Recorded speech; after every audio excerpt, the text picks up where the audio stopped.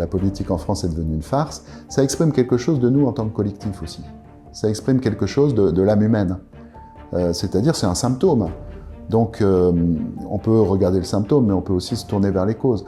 La cause, c'est que nous sommes collectivement perdus spirituellement. Il y a beaucoup de gens qui commencent à ressentir et à vivre une forme de liberté par rapport à la société. Ce sont des gens d'ailleurs qui se sentent pas très bien dans la société dans laquelle nous vivons. Et c'est une bonne chose, Se sentir bien dans la société dans laquelle nous vivons, c'est aller très mal en réalité. Une société sans courage, c'est une société où il n'y a plus de liberté, c'est la société aussi de la servitude volontaire de la Boétie, où tout le monde vit dans la peur, et pour ne pas ressentir sa peur, eh bien, on opprime ceux qui sont en dessous de nous et on se soumet à ceux qui sont au-dessus. Le réveil spirituel passera forcément par un réveil du courage. Et malheureusement, ça veut dire que notre société a besoin de catastrophes. Bonjour Denis Marquet. Bonjour. Merci d'avoir accepté notre invitation. Alors vous êtes philosophe, écrivain, thérapeute, et aujourd'hui nous allons parler de votre livre « Aimer à l'infini » qui est paru chez Flammarion en 2019, un ouvrage qui croise spiritualité, philosophie, psychologie, et dans lequel vous analysez le sens profond de plusieurs messages du Christ et la façon dont ils peuvent inspirer nos vies. Et puis aussi un appel à nous libérer de nos peurs et de nos conditionnements. Vous revenez notamment dès le début du livre sur une des injonctions les plus célèbres du Christ, celle qui consiste à tendre l'autre joue lorsqu'on nous agresse. Une injonction qui n'a pas bonne presse aujourd'hui, mais dont vous dites qu'elle n'a pas été bien comprise. Est-ce que vous pouvez nous expliquer sa véritable signification ? Elle est souvent mal comprise, déjà dans le sens où, parce qu'elle fait peur, elle est souvent un petit peu rabaissée, et sa portée est un petit peu diminuée. Et en réalité, c'est un symbole. Jésus parle en symbole, il parle en parabole et en symbole. Il utilise un langage symbolique, et le langage symbolique, c'est utiliser des réalités de ce monde pour pointer vers des réalités du ciel, c'est-à-dire du monde non manifesté, du monde spirituel. Et la symbolique dans toutes les traditions spirituelles fonctionne exactement de la même manière.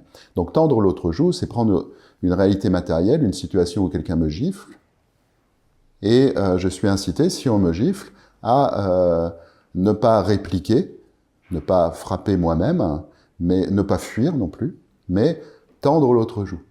C'est intéressant parce que Jésus lui-même, dans un autre passage de l'Évangile, vit cette situation.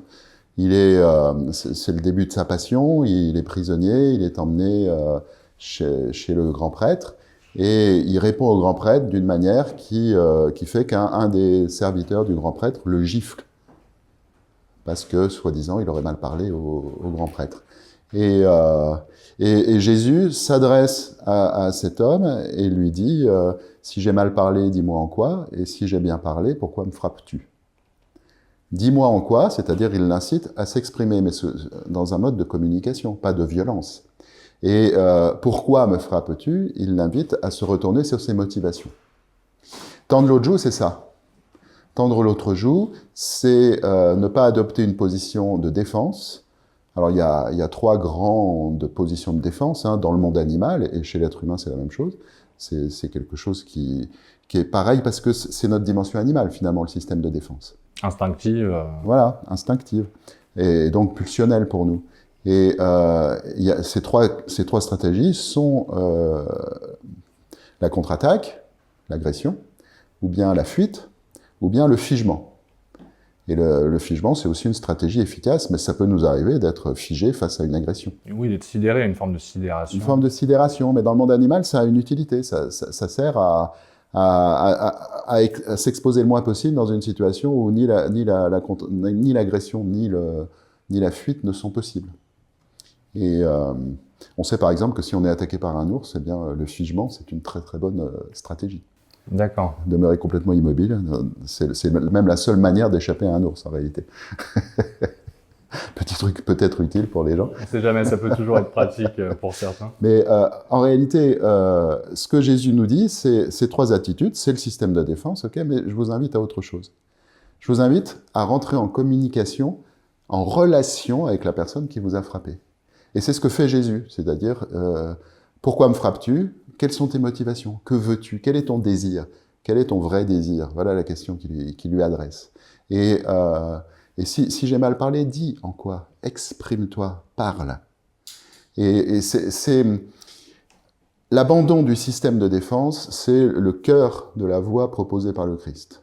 Abandonner tout système de défense. Mais ce que Jésus nous montre ici, c'est que abandonner son système de défense, ce n'est pas s'offrir en victime. Oui, c'est ça. Ça, vous faites bien la distinction dans le livre, c'est que vous insistez sur le fait que, en fait, la philosophie du Christ, vous dites qu'elle s'adresse à des êtres suffisamment forts pour n'être ni victime de coups, ni de prédation. C'est-à-dire qu'il faut déjà posséder une certaine force intérieure pour être capable de faire le choix en conscience de ne pas se défendre. Oui, tout à fait. Si on est incapable de se défendre, lâcher son système de défense, ça n'a aucune valeur spirituelle. C'est juste que je ne me défends pas parce que je suis incapable de me défendre, c'est tout. Oui, parce qu'on peut avoir une victime qui voudrait se défendre contre ses agresseurs, mais qui n'en est pas capable. Oui, et là, subit l'agression. Dans ce cas-là, elle n'est pas libre. Et si elle n'est pas libre de ne pas se défendre, c'est vrai que il n'y a pas de valeur spirituelle. La valeur spirituelle véritable à laquelle nous appelle le Christ, c'est de choisir librement de ne pas se défendre alors qu'on pourrait le faire. Là encore, Jésus montre l'exemple, c'est-à-dire qu'il lui est arrivé plusieurs fois d'être agressé, et il montre la puissance de la non-défense. Il y a un texte dans l'évangile de Luc où Jésus revient chez lui à Nazareth, il provoque un petit peu les Nazaréens, qui l'agressent aussi parce qu'ils ont des reproches à lui faire, il tient pas assez compte de son village natal et de son clan dans sa mission, et ça tourne mal, et les Nazaréens veulent le lyncher. Donc il s'empare de lui et il l'emmène en haut d'une falaise pour le précipiter. Mais Jésus ne se défend pas. Il se laisse emmener au milieu de la foule qui le rudoie. Et arrivé en haut de la falaise, le texte dit seulement « mais il passa au milieu d'eux et s'en alla ».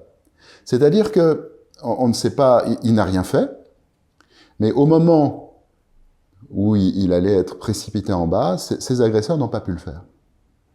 Et il est passé au milieu d'eux sans que personne ne l'arrête, soit ne veuille, soit ne puisse l'arrêter. Et ce que montre Jésus, là, c'est la puissance du fait de ne pas se défendre. Quand on ne se défend pas, on est totalement ouvert à une puissance qui est plus grande que nous. On peut l'appeler Dieu, Jésus l'appelle son Père, pour marquer cette intimité intérieure qu'il ressent avec cette source divine. Et c'est quelque chose qui nous protège et qui est une protection infaillible. Là où l'injonction de Jésus de ne pas se défendre a été mal comprise, c'est au moment de sa passion. Au moment de sa passion, Jésus ne se défend pas, mais là, il est victime. Parce qu'il a accepté, pour une raison qui est un des grands mystères chrétiens, il a accepté de ne plus bénéficier pendant un temps de la protection de son Père, de l'unité avec son Père. Il voulait tellement partager la condition humaine séparée de Dieu qu'il a accepté de lui-même librement consentir à être pendant un temps, à vivre les conséquences pendant un temps de ce que c'est qu'être séparé de Dieu. Donc à ce moment-là, non seulement il ne ressent plus la présence de son Père, mais il ne bénéficie plus de sa protection. Mais à cause de la passion du Christ, on a cru que abandonner son système de défense, c'était se transformer en victime consentante. C'est pas du tout le cas. Jésus, avant sa passion, est totalement invulnérable. L'épisode de Nazareth le montre, mais il y en a d'autres. Il y a un moment dans l'évangile de Jean où la foule veut s'emparer de lui pour le faire roi. Là, c'est pas pour le tuer, mais c'est pour lui faire jouer un rôle auquel il ne se sent pas appelé, pour le moment. Et là, c'est la même chose. L'évangile ne dit pas exactement ce qui s'est passé, mais ils ne peuvent pas le faire. Toujours dans l'évangile de Jean, à Jérusalem, il y a une troupe qui est envoyée pour l'arrêter quand il est au temple. Mais ils sont incapables de le faire. C'est-à-dire que l'abandon du système de défense, en réalité, ça n'affaiblit pas, ça renforce, ça rend invulnérable. Ça confère une force qui, d'ailleurs, vous dites que finalement, c'est la véritable force, finalement. Elle ne procède d'aucune lutte, d'aucun combat, et ça consiste davantage en la capacité à endurer, justement, la souffrance. Alors c'est sûr que pour en arriver là, à ce stade où Jésus est effectivement invulnérable parce qu'il n'a aucun système de défense, il y a tout un parcours, et ce parcours implique le courage. ça c'est certain. C'est-à-dire que dans les étapes où j'abandonne progressivement mon système de défense et où je ne suis pas encore totalement ouvert à cette puissance transcendante qui est celle de Dieu, si on veut, eh bien, il est clair qu'il y a des moments où je me sens extrêmement vulnérable et il y a des moments où je peux me sentir blessé. C'est-à-dire que notre système de défense nous sert à nous défendre contre des agressions, mais, et ça c'est une spécificité de l'humain par rapport à l'animal, notre système de défense nous sert surtout à ne pas ressentir ce que ça nous fait, par exemple, d'être agressé. Si je suis giflé, la douleur de la gifle va être inférieure à l'humiliation que je vais ressentir par rapport à la gifle. Et si je combats, eh bien, c'est avant tout pour ne pas ressentir le sentiment d'humiliation. Je peux être envahi par une colère, et cette colère est une émotion secondaire par rapport à un premier ressenti, qui est le sentiment d'humiliation. Et le but de ma colère, c'est de ne pas ressentir l'humiliation. C'est-à-dire que le système de défense sert à ne pas ressentir. Et c'est pour ça que le fait de lâcher progressivement sur la voie du Christ son système de défense suppose le courage de ressentir. Le courage de ressentir non seulement les douleurs de mon âme qui sont éveillées ou réveillées par les circonstances présentes, mais aussi toutes les douleurs de mon histoire que j'ai enfouies pour survivre, pour aller de l'avant, dans mon enfance notamment. Alors, pour rester un instant sur cette question de la violence et de la non-défense, je crois que vous dites d'ailleurs dans le livre en fait que la violence elle n'est pas uniquement physique, elle peut être verbale et que même en fait le fait de juger autrui, le fait d'être dans le jugement, c'est une forme de violence d'ailleurs. Oui, forcément. La violence est physique, c'est sa manifestation la plus évidente, mais la définition la plus claire de la violence que je puisse imaginer, c'est la négation de l'autre. Dès que je nie l'altérité de l'autre, c'est-à-dire l'autre, il m'est autre. C'est pas un prolongement de moi. À partir du moment où je me livre à la violence physique, je considère que l'autre est ou doit être un prolongement de moi. C'est-à-dire il n'y a pas cette limite qui est le lieu du respect entre moi d'un côté et l'autre en tant qu'autre de l'autre, si j'ose dire. C'est-à-dire que la limite est niée, elle est outrepassée. Et cette limite peut être niée et outrepassée non seulement par la violence physique, mais aussi de façon verbale, c'est-à-dire par toute parole qui manque de respect. Toute parole qui prend possession de l'autre, qui s'approprie l'autre, tu es comme ceci, tu es comme cela, ça, la communication non violente l'a bien montré, ça appartient au registre de la violence. Et il y a des violences psychologiques qui sont dissimulées derrière le masque de l'amour. Une relation fusionnelle est souvent, en apparence de l'amour, et derrière, violente. Parce que l'autre est nié en tant qu'autre. Nous ne faisons qu'un. Mais nous ne faisons qu'un. La question qui est derrière, c'est oui, mais lequel ? Et il y a une lutte secrète pour que chacun s'approprie l'autre en réalité. Et cette lutte, elle finit par devenir apparente très souvent. Les relations amoureuses fusionnelles, par exemple, finissent souvent dans la séparation et parfois dans la haine. Oui, puis une durée de vie aussi assez éphémère, assez courte. Oui.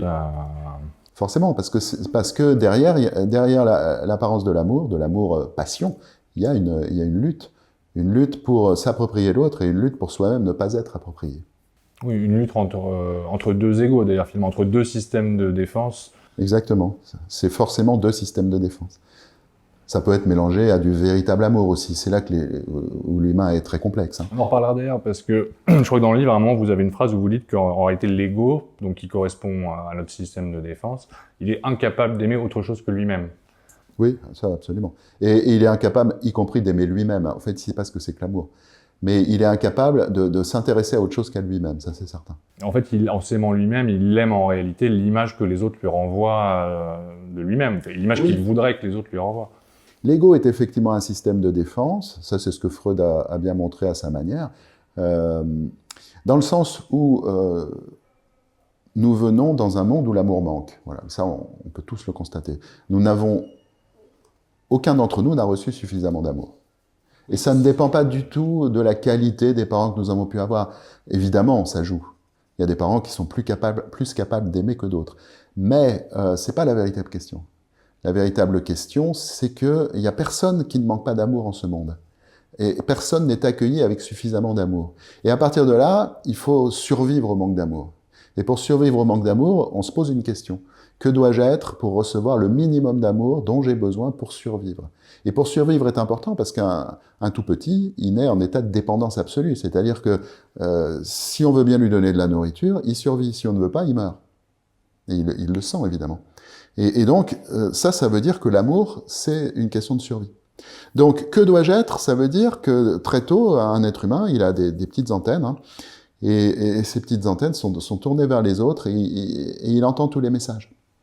Et si par exemple le message qu'il entend, c'est si tu veux pas recevoir une violence physique ou verbale ou énergétique qui va te faire trop de mal, eh bien il faut que tu sois un bébé calme et silencieux, par exemple.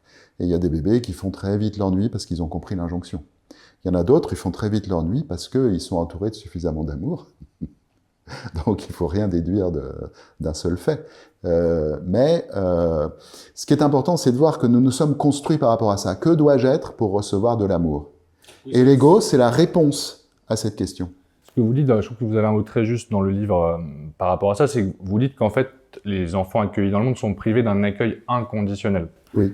Donc, ou d'un amour inconditionnel. C'est-à-dire qu'ils reçoivent de l'amour ou de l'accueil, mais c'est-à-dire que leurs parents, en fait, cet amour, cet accueil, de façon consciente ou pas, hein, d'ailleurs, les parents, en fait, les chargent de projection, d'attente, destinées à combler ou à soulager finalement leur propre manque, leur propre souffrance. Oui. Et du coup, l'amour dépend alors de la capacité de l'enfant à se montrer finalement conforme aux attentes de ses parents. C'est ça.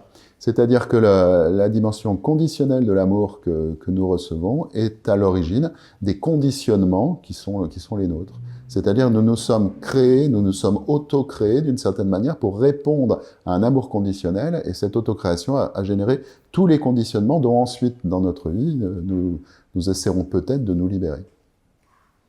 Vous dites d'ailleurs qu'avoir des attentes vis-à-vis de quelqu'un, c'est une façon de nier sa singularité, de le contraindre à réprimer sa spontanéité, finalement à refouler tout ce qui ne rentre pas justement dans le cadre des attentes et des projections de ses parents, de ses proches. C'est ça. Les attentes, faut bien comprendre ce dont il s'agit. Dans toute relation, on peut faire des demandes, évidemment. Mais l'attente commence quand je considère que ma demande est un dû. Et d'ailleurs, si je considère que ma demande est un dû, très souvent, je ne vais pas la formuler comme une demande. Je vais supposer que la personne devrait anticiper sur mes attentes. Ce qui fait que un des signes très clairs pour reconnaître les attentes, c'est que souvent elles se formulent d'abord sous la forme d'un reproche, sans qu'il n'y ait pas eu de demande, sans qu'il y ait eu de demande au préalable. Parce que si je considère que l'autre me doit quelque chose, je considère qu'il doit comprendre qu'il me le doit. Oui, qu'il est au courant qu'il me doit quelque chose. Voilà, il est au courant de sa dette. Même si je ne lui ai jamais dit. Mais oui. Et donc, bien sûr, dans toute relation, on peut, et c'est souhaitable de se faire des demandes. Mais faire une demande, c'est s'adresser à une liberté. C'est-à-dire, si je fais une demande, je m'expose à la liberté de l'autre. Il peut me dire oui, il peut me dire non. Et si je fais la demande, ça veut dire que je l'accepte d'emblée. Si j'ai une attente, c'est que je n'accepte pas le non à ma demande et quand je la formule. C'est une violence, effectivement, dans le sens où l'autre est nié à ce moment-là. La violence, on l'a dit, c'est une négation de l'autre. L'autre, dans son altérité, dans sa transcendance par rapport à moi, à mon ego, à mes besoins, est nié, puisque je considère qu'il me doit, c'est un prolongement de moi, en fait. Donc, dans toute relation, lâcher ses attentes, c'est un chemin vers l'amour. Et donc cet accueil conditionnel produit ce que vous appelez le moi conditionné, donc ce fameux système de défense qui correspond donc à cette construction mise en place pour nous soulager du manque d'amour, et qui est en fait une illusion. C'est-à-dire que ce que nous prenons pour nous-mêmes n'est pas vraiment nous-mêmes, si je comprends bien. Oui, absolument. C'est-à-dire que qui nous sommes est nié dans la construction de l'ego. Qui nous sommes vraiment, c'est-à-dire notre être. Quand on regarde un tout petit nouveau-né, nourrisson, qui n'a mal nulle part, qui n'est pas dans le besoin, il est dans un état de béatitude, et si on regarde ses yeux, là on voit son être, on voit qui il est vraiment, on voit qui nous sommes. Déjà, nous sommes joie, hein, parce que un tout petit bébé, soit il pleure parce qu'il est dans le manque, et là il est totalement identifié à son manque, soit il est dans la joie, il est même dans la jubilation, une joie totalement incarnée. Donc nous sommes joie, nous sommes bien d'autres choses, nous sommes aussi amour, et puis surtout, nous sommes chacun un être absolument unique. Ça, c'est ce que l'amour révèle, c'est-à-dire quand je suis en relation avec l'autre, et que je vois vraiment l'être unique qu'il est, là je l'aime. Je ne peux pas voir l'être unique qu'il est sans l'aimer, et je ne peux pas l'aimer sans voir l'être unique qu'il est. Et donc, nous sommes joie, nous sommes amour, nous sommes un être unique, mais tout ça est complètement caché par l'ego. Et l'ego, nous avons été obligés de le construire. Sans ça, nous n'aurions probablement pas survécu au manque d'amour, ou bien nous serions devenus fous, hein, parce que la psychose, c'est aussi un échec dans la construction de l'ego, et d'une distinction claire entre moi et le monde. Donc, cet ego, il était quand même indispensable à un certain moment, pendant une période. absolument, absolument. C'est-à-dire que ce qui nous a permis de survivre, c'est ce qui nous empêche d'aimer et aussi de recevoir de l'amour, le véritable amour.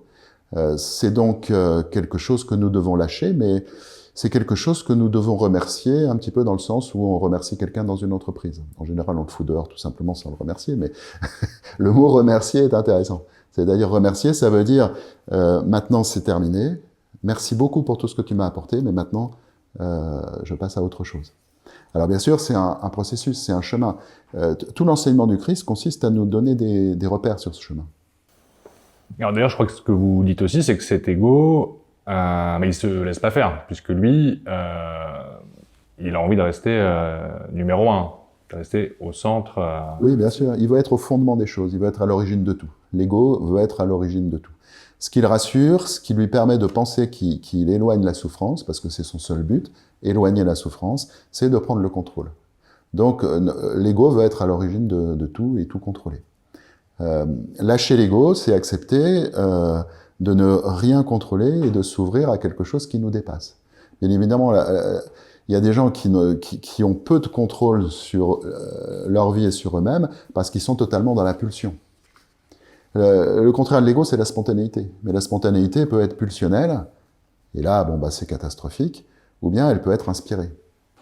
Quand on lâche l'ego, on s'autorise la spontanéité, et on constate qu'effectivement, de temps en temps, elle est pulsionnelle. Dans ce cas-là, on peut toujours, et on doit, à mon avis, si on veut suivre l'enseignement du Christ, on peut toujours réparer. La spontanéité pulsionnelle fait du mal aux autres, on peut toujours demander pardon, on peut réparer au maximum, et surtout en tirer la leçon. Mais la grande opportunité du fait de lâcher le contrôle de l'ego, c'est d'entrer dans la spontanéité inspirée. C'est-à-dire, je ne contrôle plus rien, ce n'est plus moi qui vis, comme dit saint Paul, c'est le Christ qui vit en moi, c'est-à-dire qu'il y a une inspiration qui guide ma vie, qui dirige mes pensées, mes décisions, mes actions, mes paroles.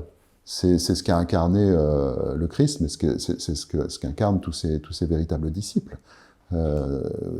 Et encore une fois, la phrase de saint Paul résume tout. Ce n'est plus moi qui vis, c'est le Christ qui vit en moi. C'est-à-dire une dimension supérieure, une dimension d'unité, une dimension d'amour, et une dimension de sagesse aussi, parce que elle sait. Une parole inspirée, elle est toujours juste pour celui qui la reçoit, par exemple. Et parfois, une parole inspirée nous prend par surprise, parce que nous-mêmes, avec notre mental, nos petites facultés intellectuelles, on n'aurait jamais pu avoir assez de connaissances pour dire cette parole-là. Je crois que c'est ce que vous dites aussi, c'est que parfois l'ego, en fait, on peut avoir des paroles justes, des paroles inspirées, qui arrivent à briser cette carapace de l'ego de temps en temps, et sans qu'on s'en rende nécessairement compte d'ailleurs. Oui, alors il y a des inadvertences de l'ego, c'est-à-dire que nous avons beaucoup plus de moments de justesse et de fécondité que nous l'imaginons. Il y a beaucoup plus de moments de notre vie où les choses se passent bien parce que l'ego n'est pas là. Mais l'ego a une stratégie par rapport à ces moments où il n'est pas là. Il n'aime pas ça quand il n'est pas là. Donc en général, il nous incite à les oublier, à ne pas y faire attention. Il y a des moments dans notre vie où nous avons été d'une fécondité extraordinaire pour notre entourage, nous avons fait des choses fantastiques et nous les avons complètement oubliées immédiatement parce que l'ego a eu envie qu'on s'en désintéresse immédiatement parce que justement il n'était pas là. Et puis il y a une deuxième stratégie, quand c'est un peu plus spectaculaire, quand c'est pas possible de les occulter, alors l'ego il les récupère tout simplement. C'est-à-dire il dit « Waouh, j'ai été formidable sur ce coup-là ». Ah oui, il se fait passer pour l'initiateur justement de l'acte juste que nous avons. C'est ça. Il veut toujours être l'origine, donc quand il n'y arrive pas, soit il oublie ces moments où il n'y est pas arrivé, soit il les récupère en affirmant qu'il en était l'origine.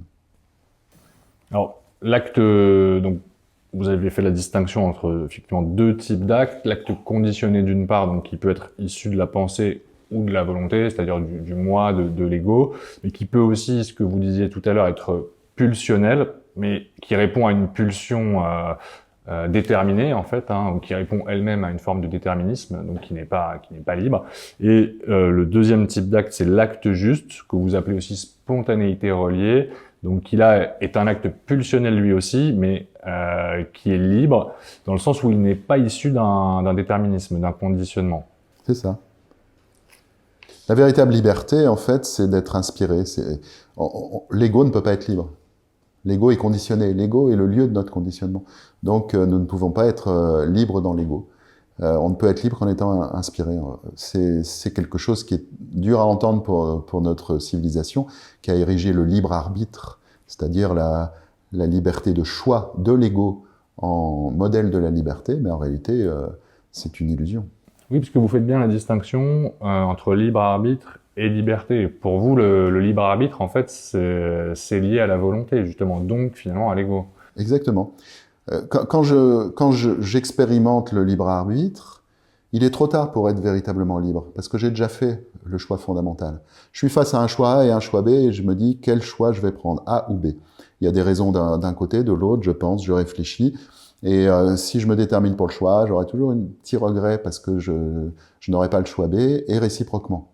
Et c'est pour ça que nos choix sont très difficiles. C'est pour ça que nous perdons dans cette dimension risible qui est le libre arbitre, où nous passons des heures et des heures de cogitation pour n'importe quel choix, alors que c'est pas du tout le lieu de notre liberté. À ce moment-là, quand je suis dans les affres du choix, il est trop tard pour être libre. J'ai déjà pris ma décision.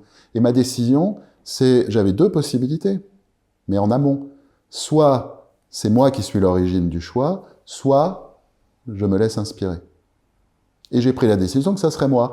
Et du coup, je me retrouve à faire des choix impossibles, où il y aura toujours des regrets, où je me demanderai toujours qu'est-ce qu'aurait été ma vie si j'avais fait d'autres choix, etc., etc.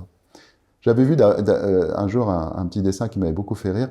Il y avait deux personnages et l'un disait à l'autre je me demande ce que serait ma vie si j'avais fait d'autres choix. Et l'autre personnage lui répondait tu serais là en train de te demander ce qu'aurait été ta vie si tu avais fait d'autres choix.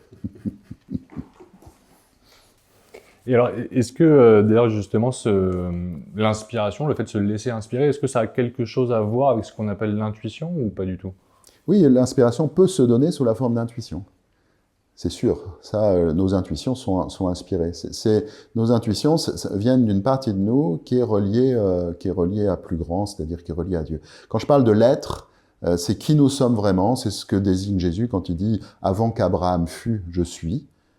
C'est notre « je suis » profond, qui est un être unique, mais qui en même temps est totalement relié à Dieu. Et il est relié à Dieu parce qu'il est dans l'unité avec tous les autres êtres. Et c'est ce que nous sommes, c'est notre réalité, et c'est notre réalité spirituelle. C'est ce qu'on appelle le royaume des cieux. Le royaume des cieux c'est une réalité. Mais il n'est pas manifesté sur cette terre. C'est ça le problème. C'est trop beau. Ça serait trop beau, mais le sens de notre vie sur terre, c'est de le manifester. Oui, puis on n'aurait pas du tout ce travail à faire sur justement le fait d'éroder l'ego. Ah, c'est sûr. C'est sûr, parce que l'ego, c'est exactement ce qui fait obstacle.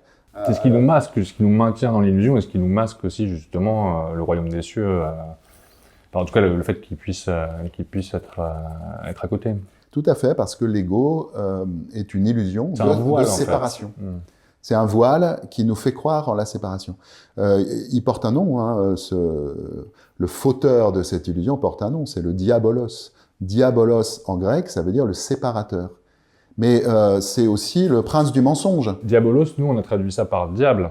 Mais Oui. effectivement, en grec, vous dites que ça n'a pas du tout la même signification. Mais oui, diabolos en grec, ça veut dire séparateur. Et on aurait dû traduire ça par le séparateur. Parce que ça n'a pas d'autre sens. On n'a pas traduit, on a transcrit le mot grec, et c'est devenu une figure qui nous fait peur, à laquelle on croit ou pas.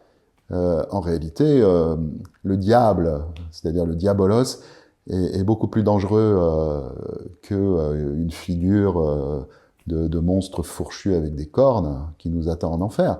Il est à l'intérieur de nous, et c'est un voile d'illusion qui est à l'intérieur de nous, et qui suscite cet ego, qui est incapable d'aimer, incapable de recevoir de l'amour, et qui croit en la séparation. Et comment est-ce qu'on peut, est-ce qu'il y a peut-être des choses qui nous permettent de savoir, de discerner entre un acte juste et puis un acte conditionné? Quand on produit un acte, comment je peux savoir la nature de cet acte? Alors, s'il faut vraiment savoir, Jésus a donné un critère, on reconnaît l'arbre à ses fruits. C'est un bon critère, il ne faut pas se raconter d'histoire. Par exemple, on a toujours l'impression d'avoir raison, et on a toujours l'impression d'être de bonne volonté. Un truc amusant à remarquer, c'est que la mauvaise volonté, c'est toujours celle de l'autre. C'est toujours les autres qui sont de mauvaise volonté. Personne va dire « je suis de mauvaise volonté ». C'est impossible de le dire. Donc, on a toujours l'impression d'être dans le juste et d'être dans le vrai. Donc, parfois, on a une parole à quelqu'un, c'est pour l'aider, les meilleures intentions du monde, etc. On lui dit quelque chose sur lui, et puis c'est mal reçu. On reconnaît l'arbre à ses fruits. Si c'est mal reçu, c'est que ça vient de moi. C'est que ça vient pas de l'inspiration. Ça n'est pas inspiré, ça n'est pas relié. Parce que si c'était inspiré et relié, ça aurait été dit au bon moment, de la bonne manière, de telle sorte que ça soit reçu. Donc c'est un critère qui est extrêmement rigoureux. Si on veut se l'appliquer, ça veut dire que tout ce qui n'est pas fécond dans ma vie, c'est de ma faute, et le reste, c'est Dieu. Ça demande une grande humilité pour être capable de reconnaître que Oui, c'est de bien la faute. sûr. Bien sûr, mais en même temps, c'est extrêmement libérateur. Parce que moi, j'ai une formule pour dire ça, un petit mantra personnel que je transmets à ceux qui veulent bien m'écouter. Quand c'est moi, ça merdoit. Quand c'est Dieu, c'est merveilleux. Et c'est une application de ce critère de discernement. On reconnaît l'arbre à ses fruits. Si les fruits ne sont pas bons, c'est que c'était moi et ça a merdoyé. Voilà, c'est tout. C'est pas grave. Hein. On peut toujours réparer. Mais nous avons tendance, notre ego a tendance à nous dire si ça s'est mal passé, c'est à cause de l'autre. On reconnaît l'arbre à ses fruits, nous interdit de penser ça. Mais ceci dit, bien sûr, ce critère de discernement, on reconnaît l'arbre à ses fruits, est essentiel. En même temps, il y a des moments où on a besoin de ce discernement. Donc ce critère nous est donné. Il ne faut pas trop y recourir non plus, je crois, parce que chercher toujours à s'interroger sur soi et sur son histoire, ça empêche d'être présent maintenant dans le moment où l'inspiration est requise. Donc, au bout d'un moment, sur ce chemin, c'est bien aussi de lâcher un petit peu ça, parce que le piège, c'est que l'ego, c'est la préoccupation de soi. Donc l'ego peut tout récupérer dans le champ de la préoccupation de soi, y compris le fait de se demander, alors est-ce que c'était moi, est-ce que c'était pas moi, etc., etc. Et si l'ego récupère, là on est de nouveau piégé dans le champ de l'ego, c'est-à-dire dans le champ de la préoccupation de soi. Vous dites d'ailleurs aussi qu'on est dans une société aujourd'hui où finalement cette spontanéité, donc qui est liée aussi à une forme de justesse, elle est réprimée, en tout cas elle n'est pas du tout encouragée par la société, qui plutôt nous pousse vers la volonté, vers un aspect très, très mental finalement. Il y a un enjeu politique qui est derrière ça, c'est-à-dire que la société a besoin des deux. La société de consommation a besoin des deux. Elle a besoin de consommateurs qui soient dans la spontanéité pulsionnelle, et elle a besoin de producteurs qui, eux, doivent être plutôt du côté de la volonté, de l'ego qui contrôle tout et qui assure. Donc, elle nous encourage aux deux en fonction de ses besoins et en fonction des moments. Mais c'est les deux faces de la même médaille. C'est-à-dire, elle nous encourage à être tout sauf libre. Parce que une société de consommation ne veut pas des êtres libres. Elle veut des êtres qui consomment, qui produisent et qui obéissent aussi aux plus puissants, Donc, elle ne veut pas des êtres libres. Donc, à partir de là, c'est vrai que la volonté d'un côté et la pulsion de l'autre, comme je le disais, c'est les deux faces de la même médaille, c'est-à-dire, c'est en quelque sorte les deux faces de l'ego, parce que l'ego veut contrôler, certes, mais en même temps, il est fabriqué par la pulsion. C'est-à-dire que ce qui compose l'ego, c'est la motivation de la pulsion, telle qu'elle est décrite par Freud. Hein. Pour Freud, la pulsion, c'est le représentant psychique d'une excitation corporelle, et elle a un but, et son but est entièrement négatif, c'est de supprimer cette excitation corporelle. C'est-à-dire que, pour le traduire en termes simples, je ressens quelque chose d'inconfortable, la pulsion a pour but de faire en sorte que je ne ressente plus cela. La pulsion est là pour nier des ressentis, pour m'empêcher de sentir. Des ressentis désagréables. Des ressentis désagréables. Donc de la souffrance. Des ressentis désagréables, mais aussi, oui, donc de la souffrance, mais petite aussi bien que grande. Mais surtout, et c'est ce que Freud remarque bien d'ailleurs, la pulsion n'a pas pour but seulement de supprimer la souffrance, elle a pour but de supprimer la possibilité de la souffrance. Et c'est là où il y a une dimension de toute puissance, qui va, selon Freud, jusqu'à la pulsion de mort. Parce qu'à partir du moment où toute souffrance est impossible, eh bien, je suis revenu dans un état antérieur au vivant. Ça, c'est une analyse de Freud qui est assez forte. Le problème de Freud, c'est que lui, il voit pas autre chose que la pulsion. Pour lui, l'être humain n'est que pulsion. Il n'y a pas du tout de dimension spirituelle chez lui, donc c'est sa grande limite. Mais au niveau de l'analyse de ce que fait la pulsion, c'est assez juste. Tout ça pour dire, l'ego est fabriqué de pulsions. Donc quand on est dans la spontanéité pulsionnelle, on échappe au contrôle de l'ego, mais on est encore dans le champ général de l'ego, enfin de ce que veut l'ego en tout cas. La pulsion, l'ego veut ce que veut la pulsion, puisqu'il est fabriqué par la pulsion. Donc, quand on est dans le contrôle ou quand on est dans la spontanéité pulsionnelle, finalement, on est dans le même champ. C'est le champ pulsionnel, c'est le champ du refus de ressentir. Le contraire de tout ça, c'est le courage. C'est-à-dire l'acceptation de ressentir, y compris ce qui est désagréable. Et alors, vous parlez aussi d'ailleurs d'une société aujourd'hui où il y a aussi une pensée dominante qui explique qu'il faut lutter contre le mal en débusquant, vous dites, à l'extérieur de soi ceux qui l'incarnent. Donc finalement aussi une société où, dont les membres ont besoin de désigner des coupables, des sortes de boucs émissaires, pour prouver qu'eux-mêmes sont de bonnes personnes finalement. Vous parlez de cet aspect-là. Oui, c'est un aspect assez marquant de notre société. Dans la société hyper moderne dans laquelle nous vivons, on a voulu déconstruire toutes les structurations traditionnelles de la société. La société, c'est une instance qui, pour maintenir un fonctionnement, c'est-à-dire une interrelation normale entre les êtres, elle doit inventer des choses qui font barrage à la pulsion. Et ces choses sont des règles, des lois, aussi bien des lois légales que des règles éthiques. Et tout ça forme quelque chose qui est intériorisé par les individus, ça aussi Freud l'a bien compris, qui est intériorisé par les individus de telle sorte qu'ils régulent leur propre comportement. Mais en même temps, ça semble faire obstacle à la liberté. En réalité, ça fait obstacle qu'au défoulement pulsionnel, qui n'est pas du tout la liberté. Mais croyant ça, il y a toute une pensée qui a considéré qu'il était progressiste de déconstruire, comme ils disent, régulièrement, une par une, les différentes structurations des sociétés traditionnelles. Très bien, on fait ça. C'est lié à une période où on est sorti d'un système holiste, d'un système de chrétienté où il y avait un fondement garanti par l'Église, un fondement spirituel qui assurait la légitimité de toutes ces règles, de toutes ces lois, etc. Ce que vous appelez une autorité de sens. Une autorité de sens, voilà. Et comme tout ça a été déconstruit, on en arrive à un point où il n'y a plus de valeurs communes. Avant, dans ces sociétés structurées, il y avait le bien, il y avait le mal. Il y avait une distinction claire entre les deux. Maintenant, plus personne n'est capable de dire ceci est le bien, ceci est le mal. Oui, il n'y a plus de vérité absolue. Voilà, il n'y a plus d'absolu. Tout est relatif finalement. Bah oui, c'est un relativisme universel, mais pour autant, on a toujours le besoin de se dire je suis bon. Mais par rapport à quoi? Oui, il n'y a plus de point de référence. Il n'y a plus de point de référence. Donc on a inventé un point de référence. C'est assez intéressant. On l'appelle le mal absolu. C'est-à-dire que l'absolu est mis du côté du mal. Alors, quand on dit mal absolu, on pense toujours à son incarnation principale. Le fameux point Godwin, Ah oui. Adolf Hitler, bien évidemment, c'est l'incarnation du mal absolu.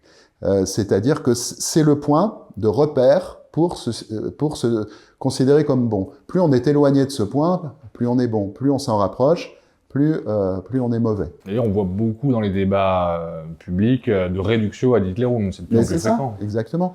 Et ça sert à quoi? Ça sert à pouvoir s'affirmer bon, alors qu'on n'a pas une idée claire de ce que c'est qu'être bon, ni de ce que c'est qu'être mauvais d'ailleurs. Et de ce fait... Sur Hitler, on a quand même une petite idée de ce qui est bon et ce qui est mauvais en l'occurrence. Mais... Bien sûr.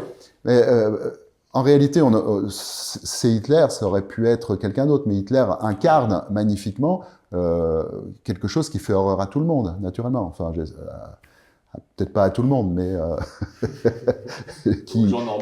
aux gens normalement constitués, voilà. Mais c'est pas Hitler qui est en jeu. C'est l'idée qu'on a mis l'absolu dans une incarnation du mal. C'est-à-dire que ce qui me fait rire dans cette situation, c'est que on a une opportunité extraordinaire dans ce système de déconstruction. On a l'opportunité de se libérer enfin de l'arbre de la connaissance du bien et du mal. Et dans notre civilisation, déconstruire l'idée du bien et du mal imposée par la culture pouvait être l'occasion de se libérer du bien et du mal. Mais ça suppose de se libérer aussi du besoin de se considérer comme quelqu'un de bien. Et qu'est-ce que ça veut dire se libérer du bien et du mal? Ben, ça veut dire être dans l'unité. Mais on va y venir à ça, si vous voulez, parce que c'est très important. Qu'est-ce que c'est qu'être dans l'unité? Qu'est-ce que c'est que se libérer du bien et du mal? Mais ce que je voulais dire, juste, c'est que dans notre civilisation, on ne s'est pas libéré du bien et du mal, mais on s'est libéré d'une conception du bien et du mal imposée par la société. Et c'est pour cette raison qu'on se retrouve dans une espèce de compétition qui est considérablement amplifiée par les réseaux sociaux, une espèce de compétition où pour se croire et se présenter comme bon, on va devoir se présenter comme différent de quelqu'un qui incarne le mal. Donc il va falloir toujours que la figure du mal absolu soit réitérée sous la forme de boucs émissaires, c'est-à-dire de personnes qui vont porter le poids du mal absolu pendant un temps et dont on se différenciera en les dénonçant. C'est pour ça qu'on est dans un monde de la dénonciation. On veut toujours voir le monde avec les lunettes du bien et du mal, mais la société ne propose plus de conception du bien et du mal. Voilà le résultat. C'est à la fois risible et un petit peu triste. Disons que c'est une conception aussi du bien et du mal qui peut changer selon les sujets. Là, je parle d'un point de vue peut-être politique. Ça peut aussi... On l'a vu pendant, par exemple, la crise du Covid, on avait les très méchants qui étaient les complotistes, et puis après on peut le voir sous différents aspects. Il y a aussi une forme de psychiatrisation, d'ailleurs, des oppositions dans la société, qui est assez marquée aujourd'hui, avec des anathèmes très très forts. Oui, c'est-à-dire que... D'être complotiste, d'extrême droite, raciste, antisémite, enfin... En fait, oui. Le débat public, maintenant, ne s'intéresse plus à la question du vrai et du faux, qui devrait être la seule question d'un débat et d'un dialogue. Est-ce que ce que tu dis est vrai? Si ce que tu dis est vrai, ça implique ça, donne-moi tes raisons, etc. Pourquoi me frappes-tu, comme disait Jésus? C'est-à-dire, quelles sont tes raisons? Examinons les raisons, dialoguons rationnellement avec la question du vrai et du faux. Maintenant, la seule question, c'est celle du bien et du mal. C'est un appauvrissement intellectuel considérable. Hein. Il y a une perte d'intelligence incroyable, parce que ça réclame aucune intelligence que de s'interroger sur le bien et le mal. Il suffit de jeter un anathème et puis c'est réglé.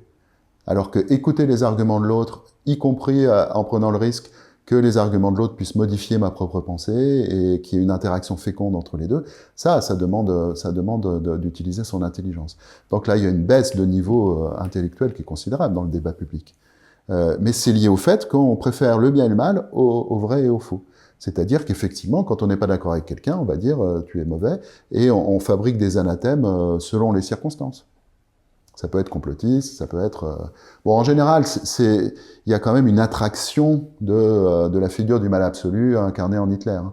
C'est une attraction qui fait qu'un complotiste, on va dire qu'il est d'extrême droite, etc., etc., du coup, quelqu'un qui refuse de se faire vacciner, il est attiré par le complotisme, et le complotisme est attiré par l'extrême droite, et l'extrême droite par Hitler, donc on s'en rapproche. C'est une attraction. Oui, par imprégnation, finalement, on arrive au bout du spectre. Oui, on va se retrouver en orbite, quoi. La loi de l'attraction, ça crée aussi des trajectoires orbitales, c'est-à-dire on va tourner autour de la figure du mal absolu, on va pas y être identifié, mais on va parler d'une... comme on dit souvent, d'une sphère. Là. Ah oui, c'est ça. On va parler d'une sphère. Une nébuleuse. Ou une nébuleuse, voilà. C'est-à-dire que c'est bien cette attraction qui est désignée par là. Donc finalement, la vérité aujourd'hui, ce que vous dites, c'est que c'est quelque chose dont on se désintéresse. La place de la vérité dans la société moderne, elle est très réduite. Ah, mais tout le monde s'en fiche, oui, je pense, de la vérité. C'est-à-dire qu'on parle pour ne pas souffrir, on parle pour ne pas sentir. La parole est complètement inféodée à la pulsion. On a tous décidé, plus ou moins, après ça se travaille évidemment, hein, il y a un chemin spirituel possible, mais notre civilisation nous incite à décider de penser quelque chose parce que ça nous arrange, et non pas parce qu'on croit honnêtement que c'est vrai. Et du coup, dans le débat public, eh bien, c'est une guerre entre la vérité qui m'arrange et la vérité qui t'arrange. C'est pas la même, et si la vérité qui m'arrange... tu la nies, eh ben, tu me fais du mal parce que tu me ramènes à ma souffrance et donc je vais t'agresser. C'est vraiment ça de façon assez universelle maintenant. Et là, vous parlez du débat public. Qu'est-ce que vous pensez de ceux qui exercent le pouvoir aujourd'hui? Est-ce qu'on peut d'ailleurs être dans la vérité quand on exerce le pouvoir?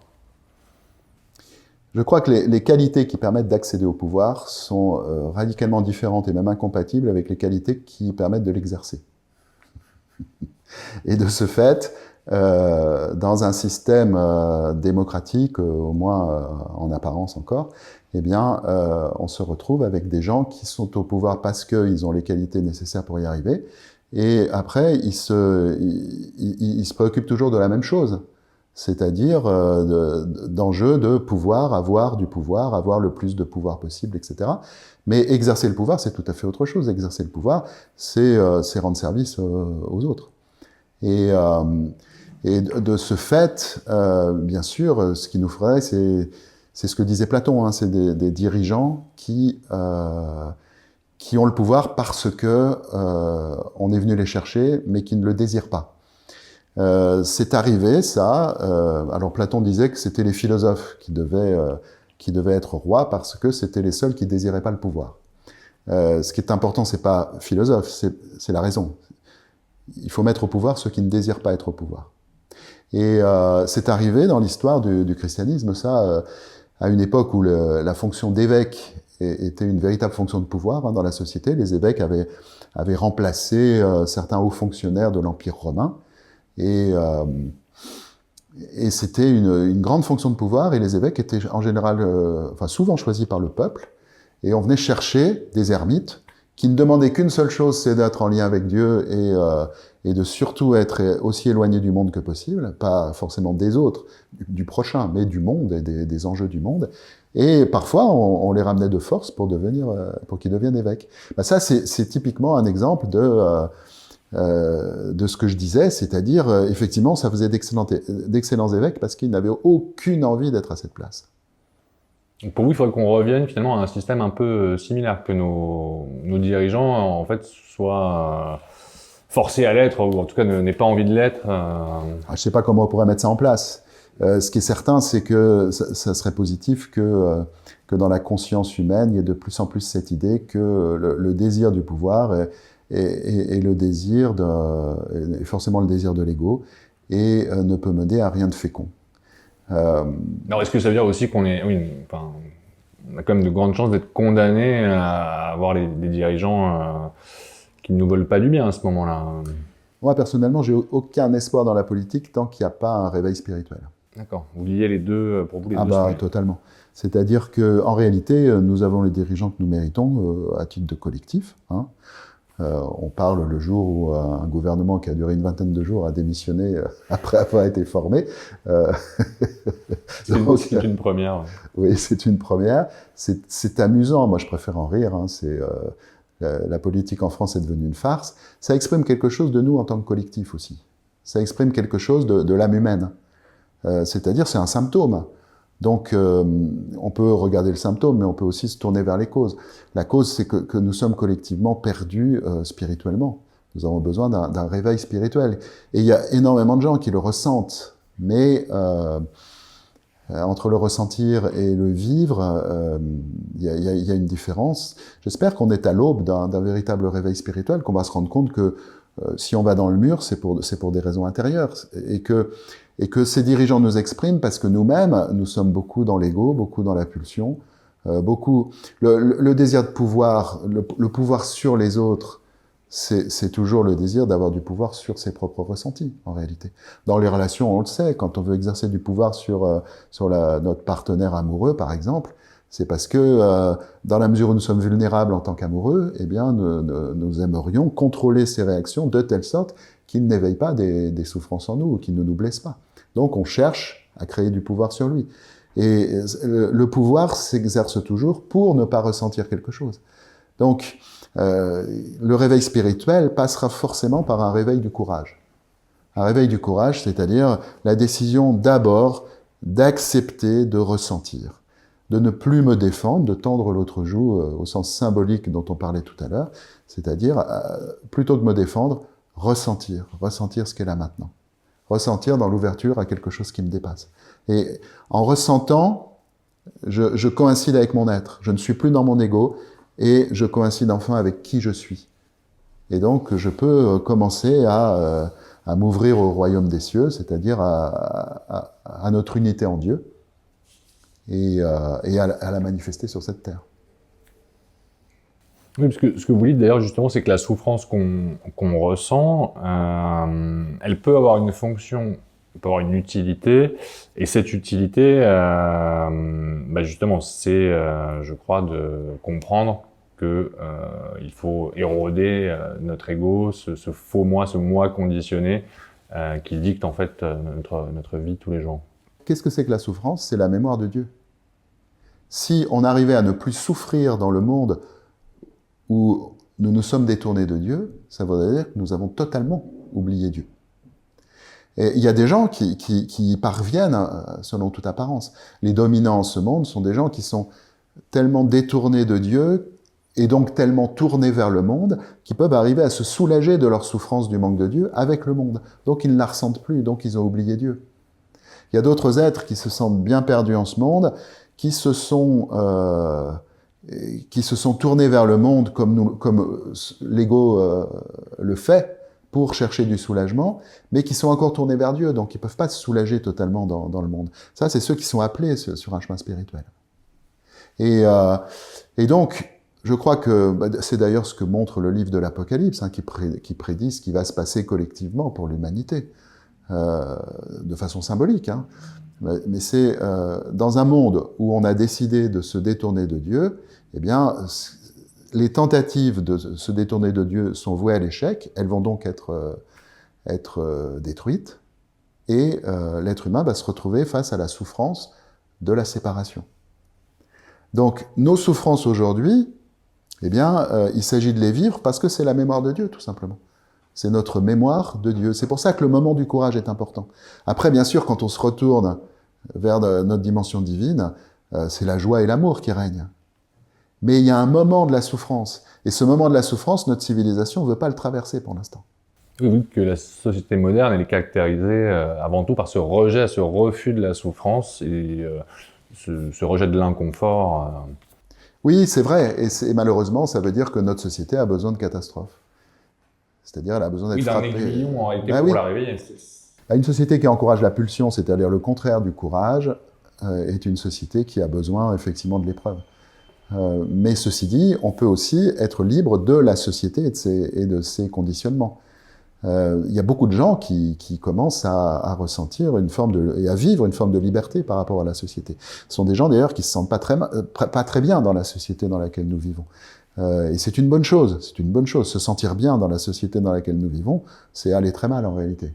Donc c'est plutôt une bonne chose de se sentir plutôt mal dans cette société. Mais il faut aller un peu plus loin. que se sentir mal. C'est-à-dire, nous avons besoin d'être libres des injonctions de cette société.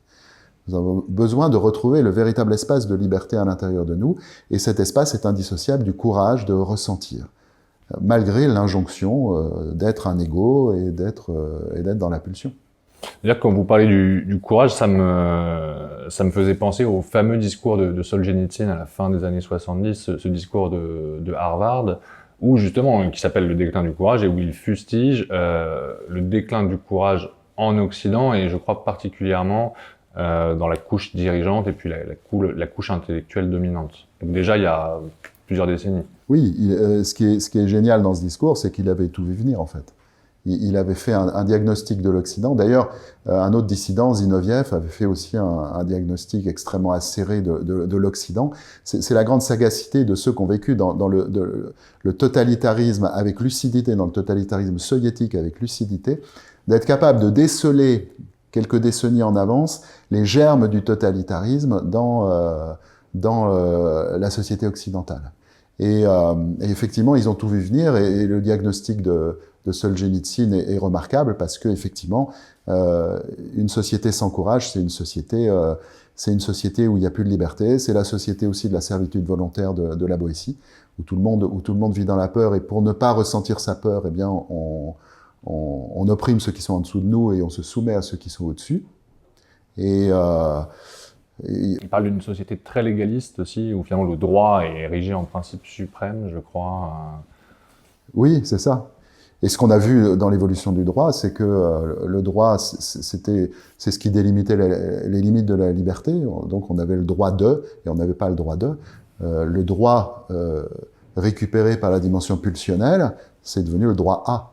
Le droit à l'enfant, le droit à la sécurité, le droit... C'est-à-dire, c'est devenu un instrument de revendication... communautaire, finalement. À la fois communautaire, identitaire, et pour la pulsion, en fait. C'est-à-dire, profondément, c'est la pulsion qui ne veut pas la souffrance de la frustration, qui exige de la société qu'elle donne ce dont l'absence pourrait frustrer.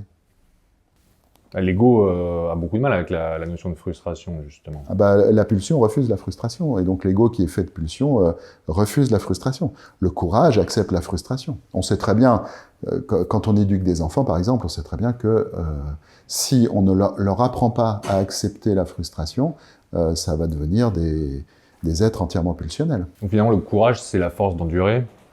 Et donc, c'est aussi ce qu'on disait tout à l'heure, c'est la force d'endurer, donc c'est la non-violence, c'est la non-défense. Oui, c'est ça. Donc c'est l'accueil aussi, c'est justement, oui... Si j'accueille tous mes ressentis, alors je ne peux pas me comporter violemment par rapport à autrui. Il y a un caractère très, j'allais dire, passif dans le courage, entre guillemets, mais plutôt en fait lié au non-agir, à la non-action. Il y a un côté un peu taoïste, je trouve, dans cet aspect du courage que vous décrivez. Oui, alors soyons taoïstes jusqu'au bout. Écoutons Lao Tse, dans le non-faire, il n'est rien qui ne s'accomplisse. C'est-à-dire qu'effectivement, à partir du moment où je renonce à faire par pulsion, il y a un moment où je suis dans le non-faire pulsionnel, effectivement, mais dans ce non-faire s'ouvre l'espace dans lequel je vais pouvoir recevoir l'inspiration de mes actes. Et à ce moment-là, je vais vivre la parole du Christ. Moi, je ne peux rien faire de moi-même, mais le Père qui est en moi, c'est lui qui accomplit les choses. C'est-à-dire que je vais me retrouver en action bien plus que je ne l'aurais été par la pulsion, et de manière, non pas plus féconde, parce qu'il n'y a aucune fécondité dans la pulsion, mais de manière féconde, de manière réellement féconde. C'est-à-dire que quelqu'un qui renonce à l'action pulsionnelle, il rentre dans le véritable acte, en réalité. Et il y a beaucoup d'êtres qui ne savent pas exactement ce que c'est agir. Ils savent faire, mais ils ne savent pas agir. Quelle est la différence que vous faites d'ailleurs entre les deux, alors entre agir et faire? La même que Lao Tse dans la phrase que j'ai citée, avec une traduction un petit peu personnelle, dans le non-faire, il n'est rien qui ne s'accomplisse. C'est-à-dire, ne pas faire, le faire, on peut le considérer comme l'action pulsionnelle. L'action de la dimension animale en nous, du système de défense, l'action de l'ego. L'ego veut tout le temps faire. Faire, c'est lutter. L'ego veut tout le temps lutter. L'ego veut l'espace de la difficulté. L'espace de la difficulté, c'est celui de la lutte, et c'est ce qui permet à l'ego de sentir qu'il existe. S'il n'y a pas de lutte, l'ego ne se sent plus exister. Donc, il a besoin de l'espace de la difficulté où il y a des forces qui s'opposent à faire. C'est toujours faire contre. C'est toujours aller contre une force, s'opposer à une force. L'acte, le véritable acte, il est facile. Dans le sens où il est spontané, il est inspiré, il ne rencontre pas de résistance et il produit des fruits. Donc, une des choses les plus difficiles à entendre pour l'ego, c'est qu'en réalité, agir, c'est soit facile, soit impossible. L'acte est soit facile, soit impossible. Avec l'inspiration, il est facile. Sans l'inspiration, il est impossible. Et entre les deux, il n'y a rien. Mais entre les deux, il y a l'espace que l'ego voudrait voir exister et qui n'est qu'une illusion, c'est-à-dire l'espace de la lutte, l'espace du faire.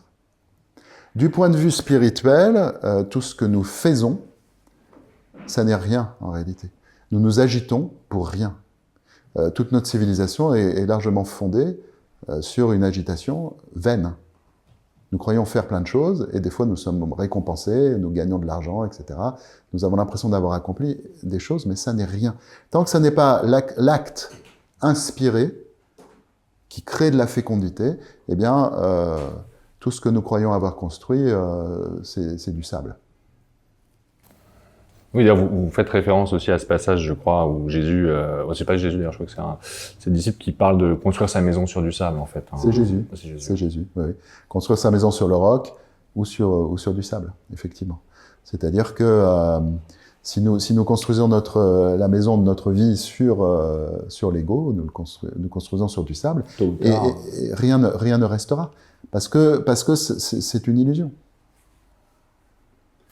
Et alors vous dites dans votre livre que si donc l'acte libre, cet acte spontané se fonde sur la vérité, vous dites que la vérité pour le Christ, elle n'est pas de l'ordre de l'avoir, elle est de l'ordre de l'être en fait. C'est quelque chose qui ne se détient pas mais qui s'incarne finalement.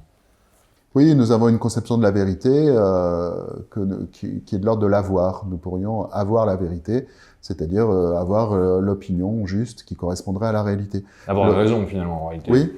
Oui, c'est avoir raison. C'est-à-dire c'est détenir un discours qui est adéquat à la réalité. En fait, la vérité, c'est pas du tout ça. La vérité, on ne peut que la vivre, on ne peut que l'incarner. La voie du Christ consiste à incarner la vérité qui est notre être. Et vous dites aussi d'ailleurs que être vu en vérité, c'est un des besoins les plus fondamentaux de l'être humain finalement. On aspire tous à ce que autrui nous voit tel que nous sommes vraiment. Oui, dans les moments d'amour, de véritable amour, d'amour agapé, eh bien, deux êtres peuvent se voir en vérité, c'est-à-dire chacun voit l'être unique qu'est l'autre.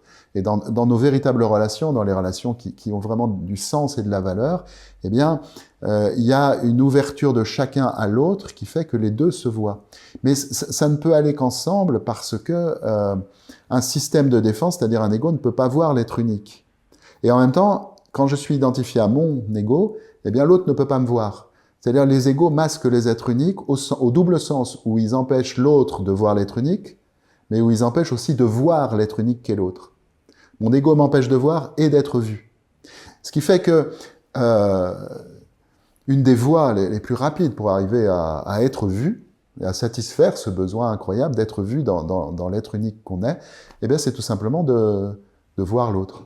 Parce qu'à partir du moment où je vois l'autre, où je désire, où je pose l'intention, où je m'ouvre à la grâce de voir l'autre en vérité, eh bien je ne suis plus un ego à ce moment-là. Parce que là où je vois, c'est pas mon ego.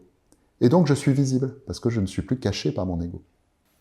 Donc il y a un double sens finalement, vis-à-vis de moi-même et puis vis-à-vis des autres. Oui, il y a des interactions merveilleuses où effectivement nous sommes... deux êtres se voient, tout simplement. Il y a un texte de l'Évangile qui le montre, c'est la rencontre de Jésus et de Nathanaël au début de l'Évangile de Jean. Dans ce texte-là, on voit, Jésus voit l'autre, il n'y a pas d'ego chez Jésus, rien ne l'empêche de voir, mais la manière dont il témoigne qu'il voit fait que Nathanaël, qui était identifié à son système de défense, lâche son système de défense et à ce moment-là peut voir Jésus.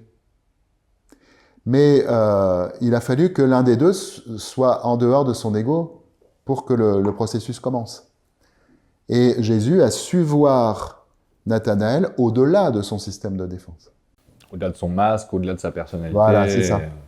Et ça, c'est aussi quelque chose qui se travaille. Nous pouvons effectivement, nous pouvons cheminer en direction de cette capacité à voir l'autre malgré son système de défense et au-delà de son système de défense. Et est-ce que je saurais la saisir aussi quand elle se présentera?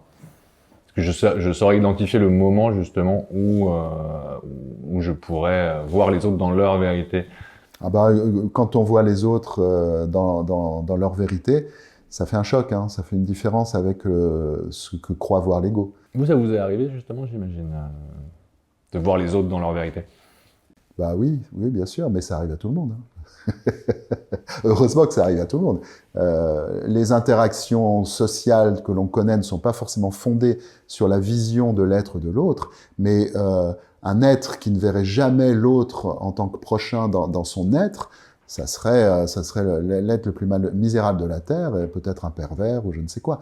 Donc en fait, nous nous voyons quand même les uns les autres. Simplement, souvent, notre ego, dans la mesure où il est dominant, il n'y prête pas attention, c'est ce qu'on disait aussi tout à l'heure. Il n'y prête pas attention et il essaie de détourner notre attention parce que c'est pas ce qui l'intéresse. Ce qui intéresse l'ego, c'est l'autre en tant qu'il va pouvoir combler mes besoins et aider les fins de l'ego, qui sont ne pas souffrir le moins possible et éloigner la souffrance et la possibilité même de la souffrance. Donc, on vise l'ego de cette manière-là, on vise l'autre, de cette manière-là depuis notre ego. Tout ça pour dire, ce qui donne sens à notre vie, c'est le fait que nous vivons des moments comme ça. Nous vivons des moments comme ça, mais pas assez. Et donc, oui, moi ça m'arrive, bien sûr, mais mon désir, c'est que ça m'arrive toujours plus. Et de fait, dans la mesure où je pose cette intention de recevoir la grâce, que ça m'arrive de plus en plus souvent, c'est le cas. Parce que, encore une fois, une demande alignée est toujours exaucée. C'est ce que dit Jésus quand il dit « Tout ce que vous demanderez en priant, croyez que vous l'avez reçu et ce sera à vous ».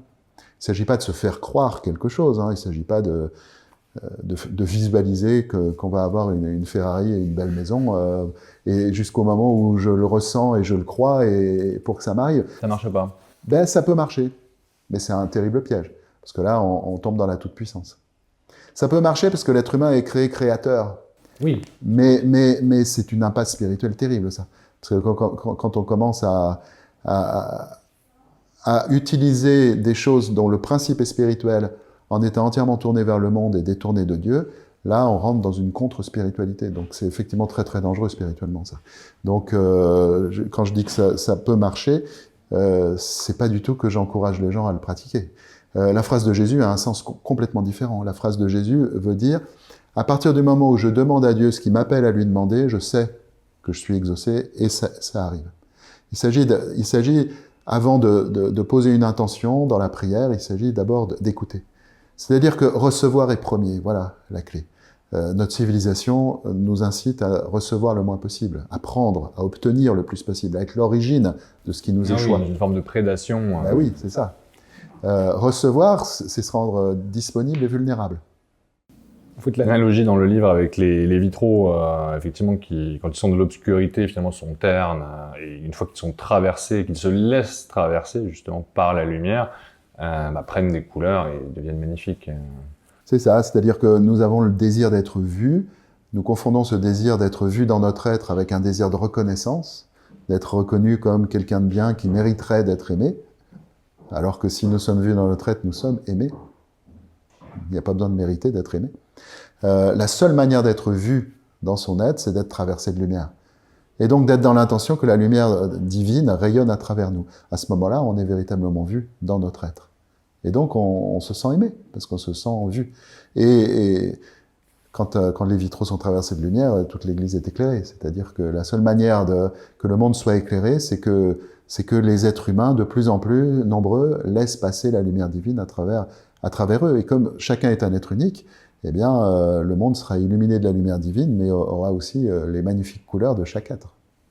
Ça, vous en parlez dans le livre sous le thème de l'unité, finalement, hein, vous dites nous sommes en deuil de l'unité, nous cherchons en fait une unité perdue, qu'on aspire à retrouver sous des formes diverses. Alors, est-ce que vous pouvez nous dire à quoi correspond cette unité et comment on peut la retrouver ?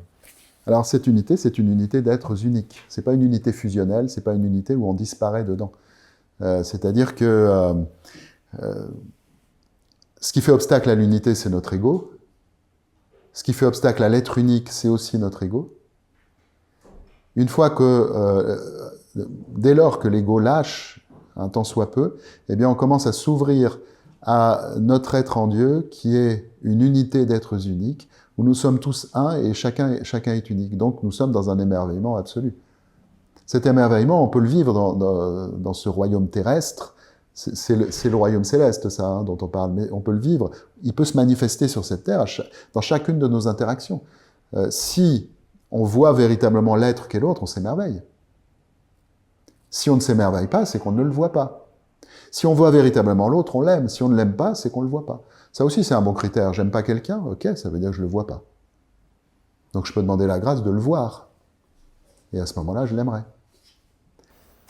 Le fait de ne pas aimer quelqu'un, c'est plutôt que de lui en vouloir ou de lui faire des reproches, finalement, ce qui n'est pas la bonne attitude, visiblement, c'est plutôt de regarder à l'intérieur, peut-être aussi de se demander, parce que parfois il y a des gens qu'on peut ne pas apprécier, parce qu'ils réveillent en nous des blessures qu'on préférait garder à l'intérieur. Oui, bien sûr. En fait, les gens qu'on n'aime pas, on leur reproche deux choses, soit de ne pas être un bon objet de comblement pour notre ego, soit de réveiller des blessures de manque d'amour. Ça peut être les deux pour la même personne, mais c'est les deux grands aspects. C'est-à-dire, il n'y a que l'ego qui fait des reproches. L'être ne connaît pas ce mot. L'être, il s'émerveille juste de l'être de l'autre, c'est tout. Alors, on en parlait un peu avant l'émission, mais justement ce thème de l'unité, ça me faisait penser à une conversation entre le physicien David Bohm et le journaliste Patrice Van Eersel, qui est traduite rapportée dans son dernier livre, Le Soleil est-il conscient, livre dans lequel d'ailleurs vous apparaissez aussi. Et alors dans cette conversation, David Bohm explique qu'à un certain niveau, selon lui, nous relevons tous en fait d'une seule et unique entité, que nous sommes tous liés et que c'est une illusion que de voir en chaque individu humain une réalité indépendante. La merveilleuse nouvelle, c'est que la science qui a été utilisée depuis le XVIIe siècle quasiment, pour prouver une vision matérialiste du monde, eh bien, dans ces développements, et notamment dans la physique quantique, commence à pointer vers une vision complètement différente. Et une vision qui, effectivement, se rapproche des visions des grandes spiritualités. Alors, c'était aussi vain d'être matérialiste à cause de la science que ça serait vain d'être spiritualiste à cause de la science. La science ne prouve rien, la science, elle fait de la science et c'est suffisant. C'est intérieurement que nous avons ou non la foi. C'est intérieurement que nous avons ou non dans le cœur cette connaissance des vérités spirituelles. Parce que la foi, c'est juste le fait de se fier, de se confier à la connaissance qui est dans notre cœur. C'est se confier à son cœur, la foi, hein, parce que le cœur est un lieu de connaissance. Donc ça n'a rien à voir avec ce que la science peut dire. Mais c'est quand même une très bonne nouvelle que l'évolution de la science cesse de se manifester comme allant contre les vérités de la spiritualité. Et au contraire, semble les corroborer. C'est une excellente nouvelle, effectivement, il y a de quoi s'en réjouir. Et pour certains êtres qui sont plus sensibles que d'autres à la science, eh bien, ça peut aussi être un chemin. C'est-à-dire qu'on est en train de sortir, selon vous, un peu de cette vision de l'homme qui serait vu comme une machine un peu biologique, qui peut d'ailleurs mener aussi à l'idéologie transhumaniste qu'on connaît aujourd'hui. Oui, tout à fait. On est en train d'en sortir, on est en plein dedans. On est en plein dedans. Quand on voit la médecine, par exemple, la médecine qui repose sur la biologie, actuellement, elle est entièrement matérialiste, c'est-à-dire elle repose sur un modèle de la matière qui date du 19e siècle, avant le développement de la physique quantique. Je pense qu'il y a des territoires incroyables à découvrir pour la biologie et donc pour la médecine, en essayant de s'appuyer sur une conception de la matière qui est celle de la physique quantique, c'est-à-dire qui est celle de la science actuelle. Mais on est encore loin de ça, on est dans un modèle mécaniste et on traite le corps, il y a qu'à voir comme la médecine la médecine allopathique opère, on traite le corps comme une machine, effectivement, sectorisée, c'est-à-dire il y a des spécialistes de chaque partie du moteur, et il n'y a aucune notion même du tout, il n'y a aucune notion effectivement, que la matière peut être, d'une certaine manière, comme le dit David Bohm, conscience. Donc on est en plein dedans, et le transhumanisme repose effectivement totalement sur cette conception qui est maintenant prouvée par la science comme étant erronée de la matière et du monde. Donc on est à la fois... les graines ont été semées pour un changement de paradigme, mais on est en plein dans le paradigme ancien, en même temps dans ce qui est manifesté. Le temps que la graine germe, il va falloir un peu de temps, je pense. Est-ce que d'ailleurs finalement, on parle de la perte de transcendance dans la société contemporaine, est-ce qu'elle n'a pas été remplacée par justement une autre transcendance qui est justement la croyance en la science, en le progrès technique qui va tous nous sauver? Oui, alors la science est composée de chercheurs. Les chercheurs sont des êtres qui sont plus intéressés par ce qu'ils ignorent que par ce qu'ils savent. C'est des êtres de désir. Et aussi, d'un autre côté, de savants. Les savants sont plus intéressés par ce qu'ils savent que par ce qu'ils ignorent. Du coup, ils ne cherchent pas. En général, les savants maintiennent le système de connaissances actuel. Et dès qu'il y a des découvertes qui peuvent émerger, susceptibles de contredire leur système, ils vont lutter contre. Ce qu'on appelle le consensus scientifique, c'est les savants, c'est pas les chercheurs. Les chercheurs ne connaissent pas le consensus scientifique. La science n'aurait jamais progressé si le consensus scientifique avait un sens. En réalité, c'est un oxymore. La science a toujours progressé parce que des chercheurs essayaient d'aller chercher des vérités nouvelles et de contredire ce qui avait été pour l'instant acquis jusque-là. Donc effectivement, les savants, dans un monde où les autorités de sens, qui étaient avant les prêtres, le clergé, ont plus ou moins disparu sous cette forme, eh bien les savants deviennent les nouvelles autorités de sens. C'est les prêtres de l'Église scientiste. Et c'est ce qu'on leur demande, les experts. On leur demande de délivrer un discours de savoir et d'autorité. Mais tout ça, c'est encore une fois une vaste blague, parce que les véritables scientifiques, c'est ceux qui cherchent. C'est pas ceux qui nous disent qu'ils ont trouvé et qu'il n'y a plus rien à chercher. Oui, donc là, vous faites une distinction entre science et scientisme, finalement, qui sont deux choses différentes. Oui, totalement. La science est une chose merveilleuse. Le scientisme, c'est une blague. C'est une petite église de... Un simulacre de science, finalement. Oui, c'est une des petites églises après la mort de Dieu dans la civilisation. Après la mort de Dieu au sens nietzschéen, c'est-à-dire au sens... Il y avait un Dieu fondement de la société, de la civilisation. On l'a enlevé, on regarde ce qui se passe. C'est très intéressant. Ce qui se passe, c'est qu'il y a des tas de petites églises qui se produisent avec leurs prêtres. Donc le scientisme, c'est une des petites églises. Et les prêtres, c'est tous les experts qu'on voit sur les plateaux télé et qui nous disent c'est comme ça et pas autrement. Oui, la nature a horreur du vide, donc finalement, elle remplace... On a beau abattre Dieu, il y a quelque chose qui prendra sa place, parce que les gens ont besoin aussi, en fait, c'est un peu viscéral, il y a un besoin de croire quand même en quelque chose. C'est pulsionnel. C'est au sens où c'est viscéral, mais inaccompli. Il y a aussi une dimension accomplie du viscéral. Quand on parle de spontanéité reliée, c'est le viscéral accompli. Là, c'est pulsionnel, c'est-à-dire qu'effectivement, pour ne pas souffrir, on a besoin de se soumettre à une autorité de sens. L'Église jouait ce rôle. Moi, mon idée, c'est qu'on peut véritablement vivre la voie du Christ quand l'Église s'est retirée en tant qu'autorité. Oui. Mais le problème, c'est que la plupart des gens, pour l'instant, semblent encore avoir besoin d'autorité et de se soumettre à une autorité et d'avoir des maîtres à penser, des gens qui leur disent « ceci est vrai, ceci est faux », toujours sur la base de la croyance que la vérité se possède et se détient. Donc on veut croire que des gens détiennent la vérité. Voilà, c'est une grande illusion. Bon, ça, c'est une face de la médaille. L'autre face de la médaille, c'est que j'ai peur. Et je ne veux pas accepter de vivre ma peur. Donc, pour ne pas vivre ma peur, eh bien, une des stratégies, c'est de me confier à des instances qui savent. Et ces instances qui savent sont aussi des instances de pouvoir, naturellement. Et donc, on est dans ce que la Boétie appelait la servitude volontaire, mais là, non pas seulement sur le plan des actes, mais sur le plan intellectuel aussi. Je vais soumettre mon intelligence à des gens que j'ai investis de l'autorité de sens. Ils savent, et je suis rassuré par ce qu'ils savent.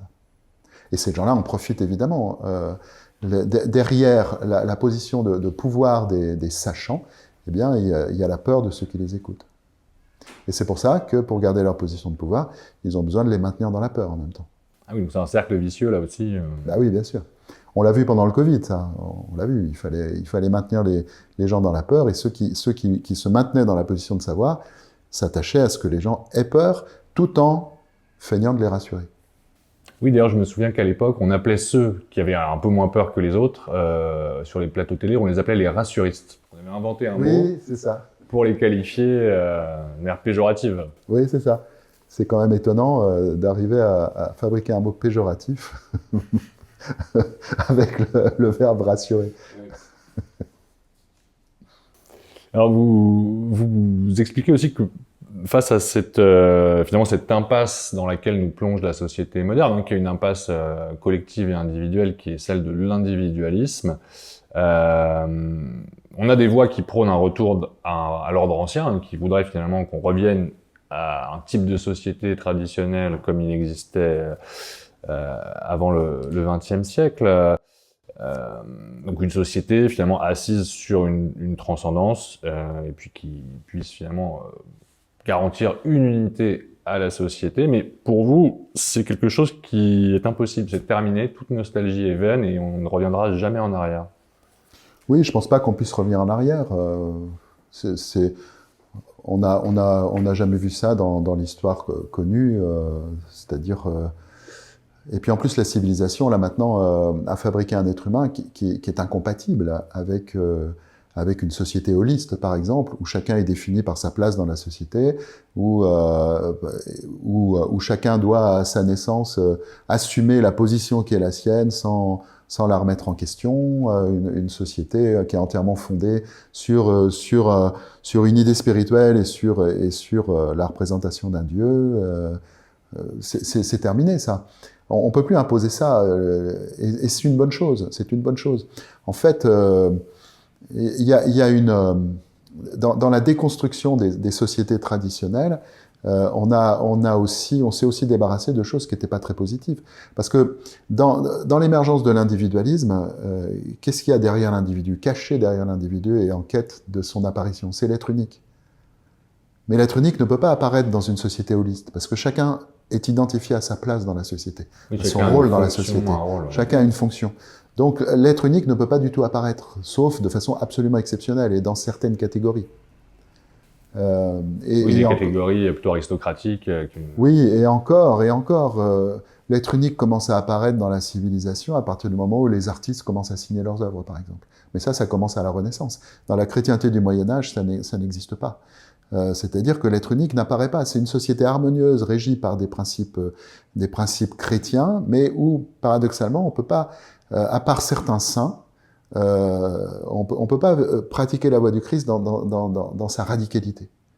Parce que pratiquer la voie du Christ dans sa radicalité, c'est effectivement rejeter toutes les déterminations de la société et ne se tourner que vers Dieu. Rejeter tous les conditionnements. Mais oui, c'est ce que fait un saint François d'Assise, par exemple.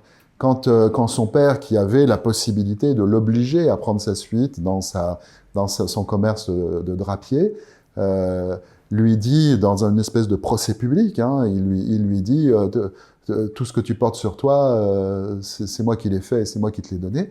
Eh ben, il se débarrasse de tous ses vêtements et il part nu, montrant par là que son être est totalement libre de tous ses conditionnements. Et c'est cet acte de liberté qui fonde sa vocation spirituelle, sa mission spirituelle. Donc, saint François d'Assise, c'est une exception. C'est l'exception d'un être unique qui se manifeste libre de ses conditionnements dans la société holiste du Moyen-Âge.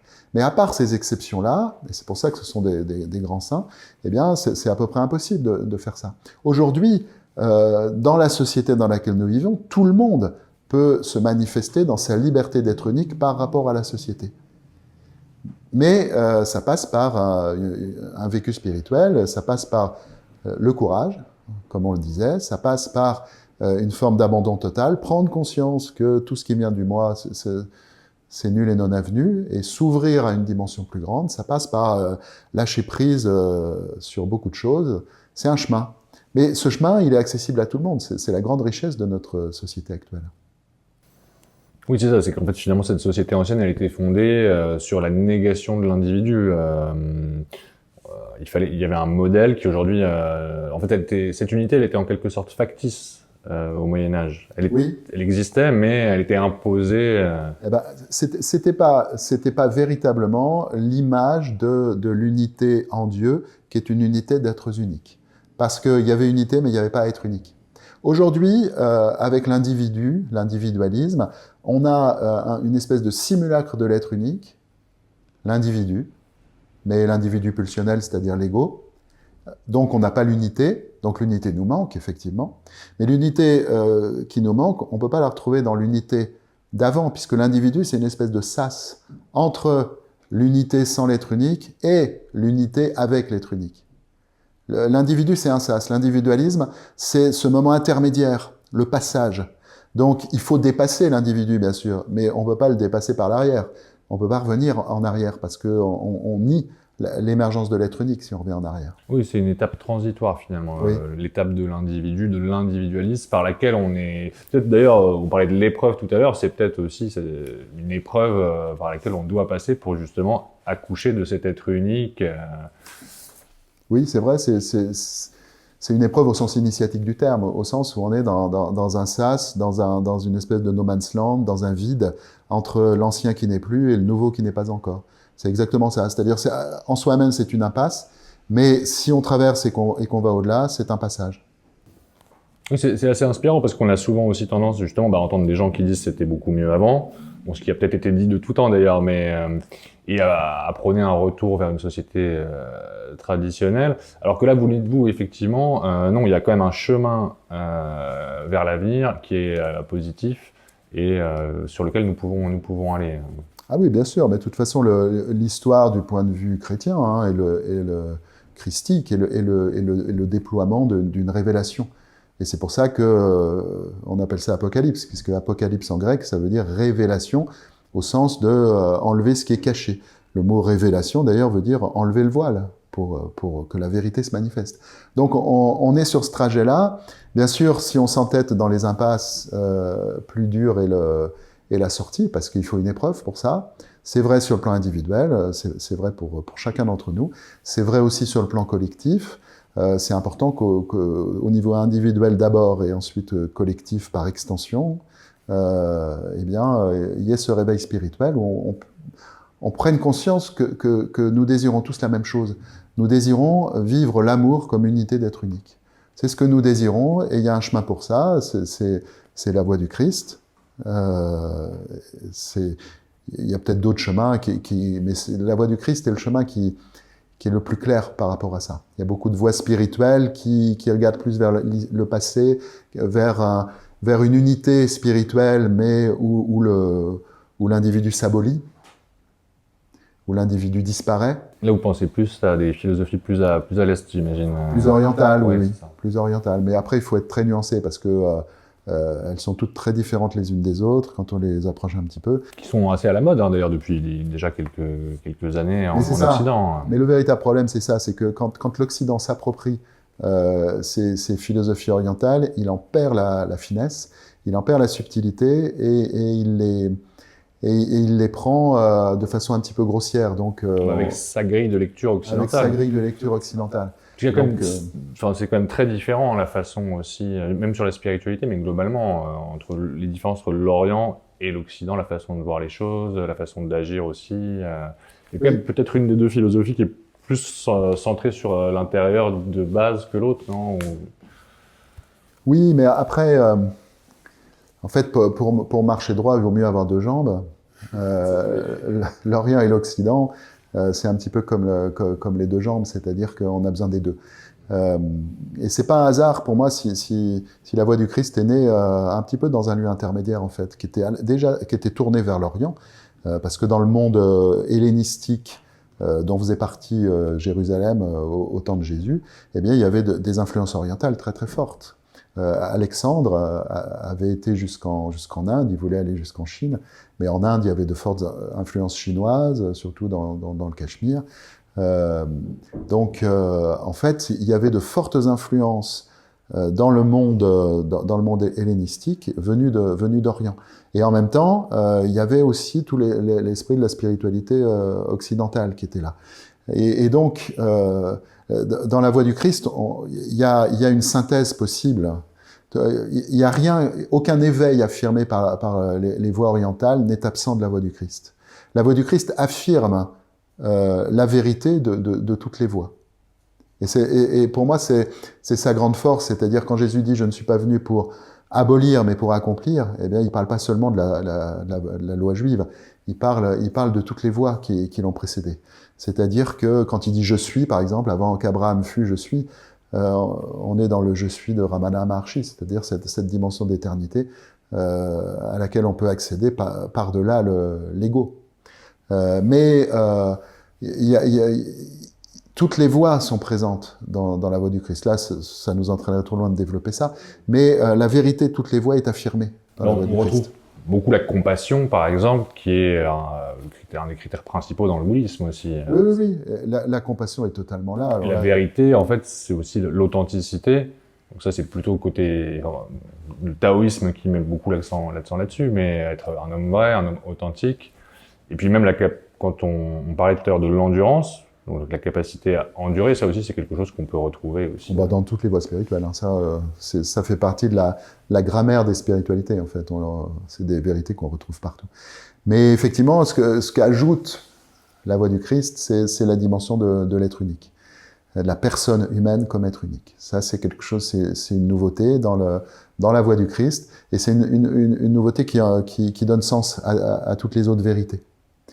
Mais ce qui m'intéresse, c'est que je peux pratiquer la voie du Christ en amitié avec toutes les autres voies spirituelles. Et j'en ai pratiqué sérieusement un certain nombre.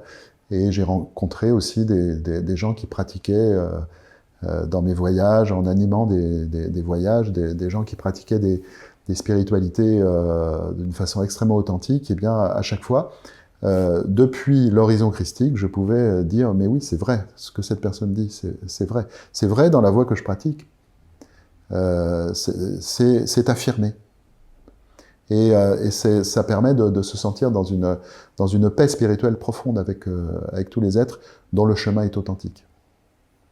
Et alors, vous dites aussi quelque chose dans le livre qui est intéressant, peut-être que ça va faire écho à ce que vous venez de dire, mais vous dites que la philosophie du Christ propose une manière de vivre qui était révolutionnaire au temps de Jésus et qui l'est toujours aujourd'hui. Oui, bien sûr. Quel est cet aspect justement qui est encore révolutionnaire après tous ces siècles? Quand Jésus dit à ses disciples « Vous n'êtes pas du monde, car je vous ai retiré du monde », il faut entendre « du monde », c'est le mot grec « ek », qui veut dire « tirer de ». Vous n'êtes pas fabriqué par le monde. Je vous ai retiré du monde de telle sorte que vous soyez engendré par autre chose que par le monde. Et c'est ça que fait la voie du Christ. C'est-à-dire, on n'est plus du monde au sens où on n'est plus un ego fabriqué par le monde. L'ego est entièrement fabriqué par le monde. Il est fabriqué sous le regard des autres et par le monde. C'est pour ça qu'il est conditionné. À partir du moment où on suit cette voie, on est engendré par un autre principe qui n'est pas le monde. Donc, la voie du Christ est révolutionnaire dans n'importe quel monde, c'est-à-dire dans n'importe quel type de société. Mais elle est peut-être encore plus révolutionnaire dans la nôtre qu'elle l'était à l'époque de Jésus. En tout cas, elle l'est totalement dans notre monde, parce que on vit dans un monde qui encourage à être un égo, origine de soi et maître de sa vie. Jésus nous dit arrêtez d'être un égo, origine de soi et maître de sa vie, et laissez Dieu diriger les choses. Abandonnez-vous à quelque chose qui est à l'intérieur de vous, qui est beaucoup plus vous que vous, mais qui n'est pas votre moi. Et il témoigne de ça. Hein. Moi, je ne peux rien faire de moi-même. Et ensuite, il dit à ses disciples, sans moi, vous ne pouvez rien faire. C'est quelque chose qui est difficile à entendre pour un être humain fabriqué par le monde contemporain. Ça demande effectivement une certaine humilité. Et vous dites d'ailleurs que cette transformation du monde dans lequel nous vivons, elle ne peut naître que d'un retournement de notre conscience personnelle. Donc ça se joue là. C'est aussi la philosophie du Christ, un appel à la responsabilité individuelle. Oui, bien sûr. Nous sommes entièrement responsables de notre réceptivité. Et c'est là où nous sommes totalement libres, nous ouvrir à plus grand que nous ou nous fermer. Mais ça, c'est notre liberté incompressible. D'après la Bible, Dieu nous a créés entièrement libres et il n'intervient pas sur notre liberté. Et si nous décidons de nous détourner totalement de lui et de nous couper totalement de lui, il accepte. Enfin, il n'intervient pas. Il n'intervient pas. Donc, nous sommes entièrement responsables, mais responsables de quoi? Responsables d'être réceptifs ou non. Et c'est là où ça se joue. C'est là où nous sommes libres. À chaque instant, je suis libre de choisir d'être l'origine des choses ou de me laisser traverser par quelque chose qui me dépasse.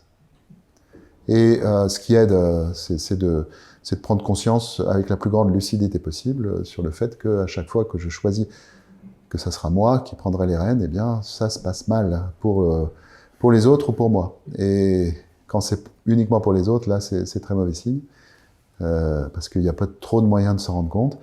Quand ça commence à se passer mal pour moi, c'est meilleur signe. C'est là que je commence à rentrer dans les épreuves de la vie, qui peuvent me montrer que, effectivement, si je suis dans l'épreuve, c'est parce que j'ai choisi un principe qui n'est pas viable. Moi. Vous dites d'ailleurs qu'il y a un artiste, un poète très célèbre, Arthur Rimbaud, qui avait compris le fait que le moi n'était pas son véritable lui-même, ce qu'il exprime dans le poème « Je est un autre » d'ailleurs. Oui, « Je est un autre », c'est dans une lettre qu'il a écrite, à peu près la même lettre à deux de ses professeurs. Et en fait, il avait compris ça, mais dans l'acte créateur, dans l'acte de créer de la poésie. C'était un génie extrêmement précoce, vers 17 ans, 18 ans. Et il sentait bien que ce qui émanait de lui, c'était quelque chose qu'il traversait et dont il ne pouvait pas ou à peine se proclamer l'auteur. En tout cas, le « je » qui créait ça, c'était pas ce qu'il appelait moi. Donc c'est pour ça qu'il dit « je est un autre ». Et en plus, il le met à la troisième personne du singulier, c'est-à-dire pour le mettre vraiment à distance. C'est pas « je suis un autre », c'est « je ». Le véritable « je », c'est un autre que moi. Par ailleurs, son ego, au jeune âge qu'il avait à l'époque, était encore très très puissant. D'ailleurs, je ne sais pas si par la suite il a pu le lâcher. En tout cas, sa création poétique est une véritable expérience spirituelle et tout à fait exemplaire. Et c'était comment à cet âge-là a-t-il pu être à ce point ouvert au feu divin, au feu créateur divin, sans se brûler totalement? C'est un petit peu un miracle. On peut comprendre qu'après, il est tout à fait renoncé à la poésie pour se tourner vers les affaires. Oui, qui est une vie qui n'avait rien à voir. Ouais, c'est ça. C'est que c'était probablement trop. Trop difficile à endurer, justement, ouais. Peut-être. En fait, pour recevoir la lumière divine sans être complètement consumé, il faut une structure prête. C'est-à-dire que devenir réceptif à la dimension divine, c'est s'ouvrir à la fois à la lumière divine, mais c'est aussi s'ouvrir à la grâce qui va nous transformer de telle sorte que nous soyons capables de la recevoir toujours plus. Et sans cette préparation, parfois c'est trop, mais Rimbaud est admirable d'avoir pu vivre ça, et il reste des poèmes qui sont un sommet de poésie. Donc, Est-ce que vous avez d'autres artistes, pas forcément d'ailleurs des poètes ou des écrivains, qui pour vous justement ont réussi à transcender leur ego dans leurs œuvres? Ah ben, il y en a beaucoup, heureusement. C'est-à-dire que pour moi, le véritable art, il peut pas venir de l'ego. Dans l'art contemporain, au sens où c'est aussi beaucoup devenu un marché, avec tout ce que ça implique, eh bien, il y a énormément d'ego et donc très peu d'art. Il y a l'expression de l'ego. L'expression de l'ego, on la reconnaît à ce que l'expression d'un ego ressemble considérablement à l'expression d'un autre ego. Et on sent qu'il n'y a pas de nouveau ni de singularité. Il n'y a pas d'être unique. Mais dans l'art aussi bien actuel que dans l'art du passé, il y a énormément de manifestations d'ego qui sont laissées transcender par l'inspiration, parce que sans ça, il n'y a pas d'art. Alors, il y a plein d'exemples qu'on peut donner, mais Léonard de Vinci, par exemple, c'est très clair que ce qu'il faisait le dépassait complètement. Et il était conscient de ça, il était tout à fait lucide sur cette question. Mais il y a tellement d'exemples. En fait, là où il y a véritablement art, il y a forcément inspiration. L'art ne peut pas venir de l'ego. La véritable création ne peut pas venir de l'ego. Le nouveau ne peut pas venir de l'ego. L'ego ne sait que répéter, sous des formes différentes. Alors répéter sous des formes différentes, ça s'appelle innover. L'ego sait innover. Mais créer du nouveau, il en est incapable. Oui, ce qui le rassure, c'est la routine, finalement, aussi des comportements répétitifs. Hein, oui, c'est ça. C'est ça. Bah oui, parce qu'il n'y a pas de souffrance dans le bien connu. Dans la création, qu'elle soit artistique, littéraire ou autre, il y a une part de souffrance à endurer. Tous les créateurs authentiques le savent. Et le tout est d'avoir le bon rapport à cette souffrance, le rapport juste. Oui, c'est ça. Le rapport juste, c'est l'accepter quand elle est là et aussi la laisser partir quand elle veut partir. Pas s'y accrocher, mais c'est effectivement le courage d'endurer et de se laisser traverser. Quand on se laisse traverser, on laisse aussi partir. Parce que le problème de l'ego, c'est que à force de refuser la souffrance, il ne la laisse pas partir.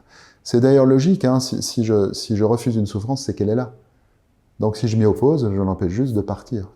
Et du coup, nous avons plein de souffrances enquistées en nous parce que notre ego, pour que nous ne les ressentions pas, eh bien, les a engrammées dans notre psyché. Elles sont inconscientes, sauf que les événements de la vie les réveillent tour à tour, et c'est pour ça que nous souffrons beaucoup. Donc c'est pas, même pour la santé psychique et le bien-être psychique, se confier à l'ego n'est pas un bon calcul. D'ailleurs, même éventuellement pour la santé physique, puisque ce qui peut rester engrammé très longtemps dans le psychisme peut aussi éventuellement avoir une manifestation à un moment donné physique, comme une maladie par exemple. Absolument. De toute façon, ça tend à se manifester, et si ça ne se manifeste pas dans le psychisme, ça va se manifester dans le corps, c'est sûr.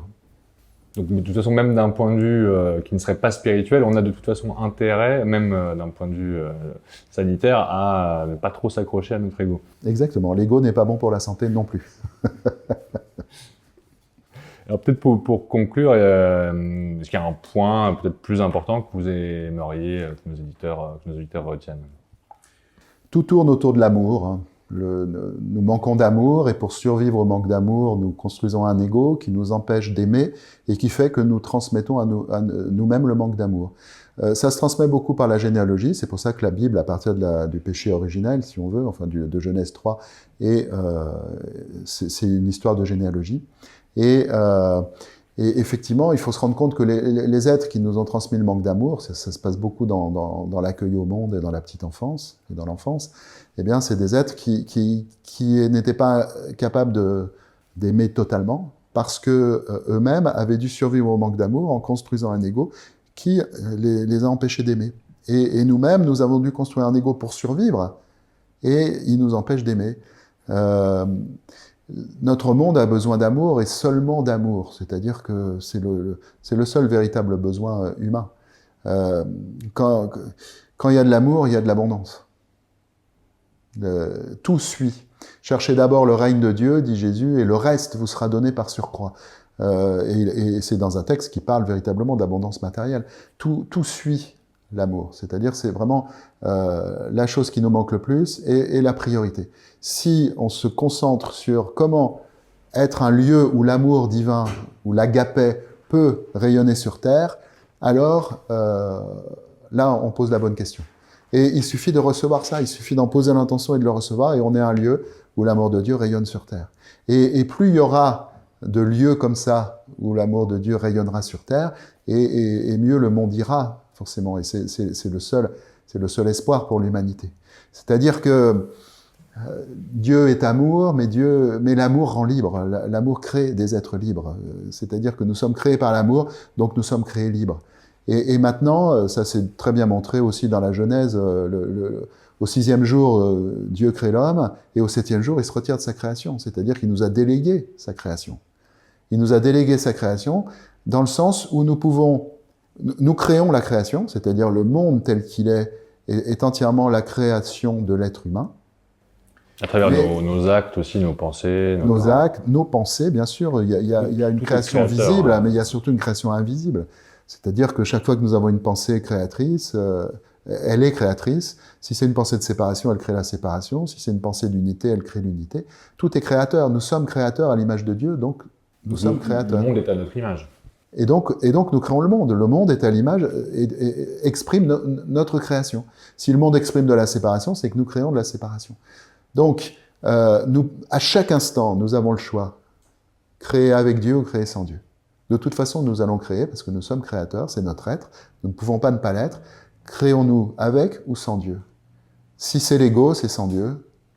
Si c'est avec Dieu, ça veut dire que nous nous ouvrons à cet amour qui peut nous traverser l'être unique que nous sommes, au passage illuminer le monde en rendant visible la merveille que nous sommes, qui sera donnée aux autres, pas à nous, hein, parce qu'un vitrail, il se regarde pas lui-même, mais qui sera donnée aux autres, et nous-mêmes, nous recevrons l'être unique qu'est chacun. Et c'est la seule manière que le monde aille mieux sur le plan des sociétés, sur le plan des rapports entre les pays, sur tous les plans, sur le plan écologique. C'est la seule manière, tout suivra. Mais s'il n'y a pas ça, alors effectivement, il y a les causes et les effets qui se déroulent sous nos yeux et qui nous emmènent doucement dans le mur, ou pas forcément doucement, de plus en plus vite peut-être. Donc, seul l'amour peut nous sauver. Dieu est amour, ça veut dire que l'amour c'est Dieu. Ouvrons-nous à cet amour et rayonnons-le sur Terre. Merci beaucoup pour votre éclairage, Denis Marquet. Merci.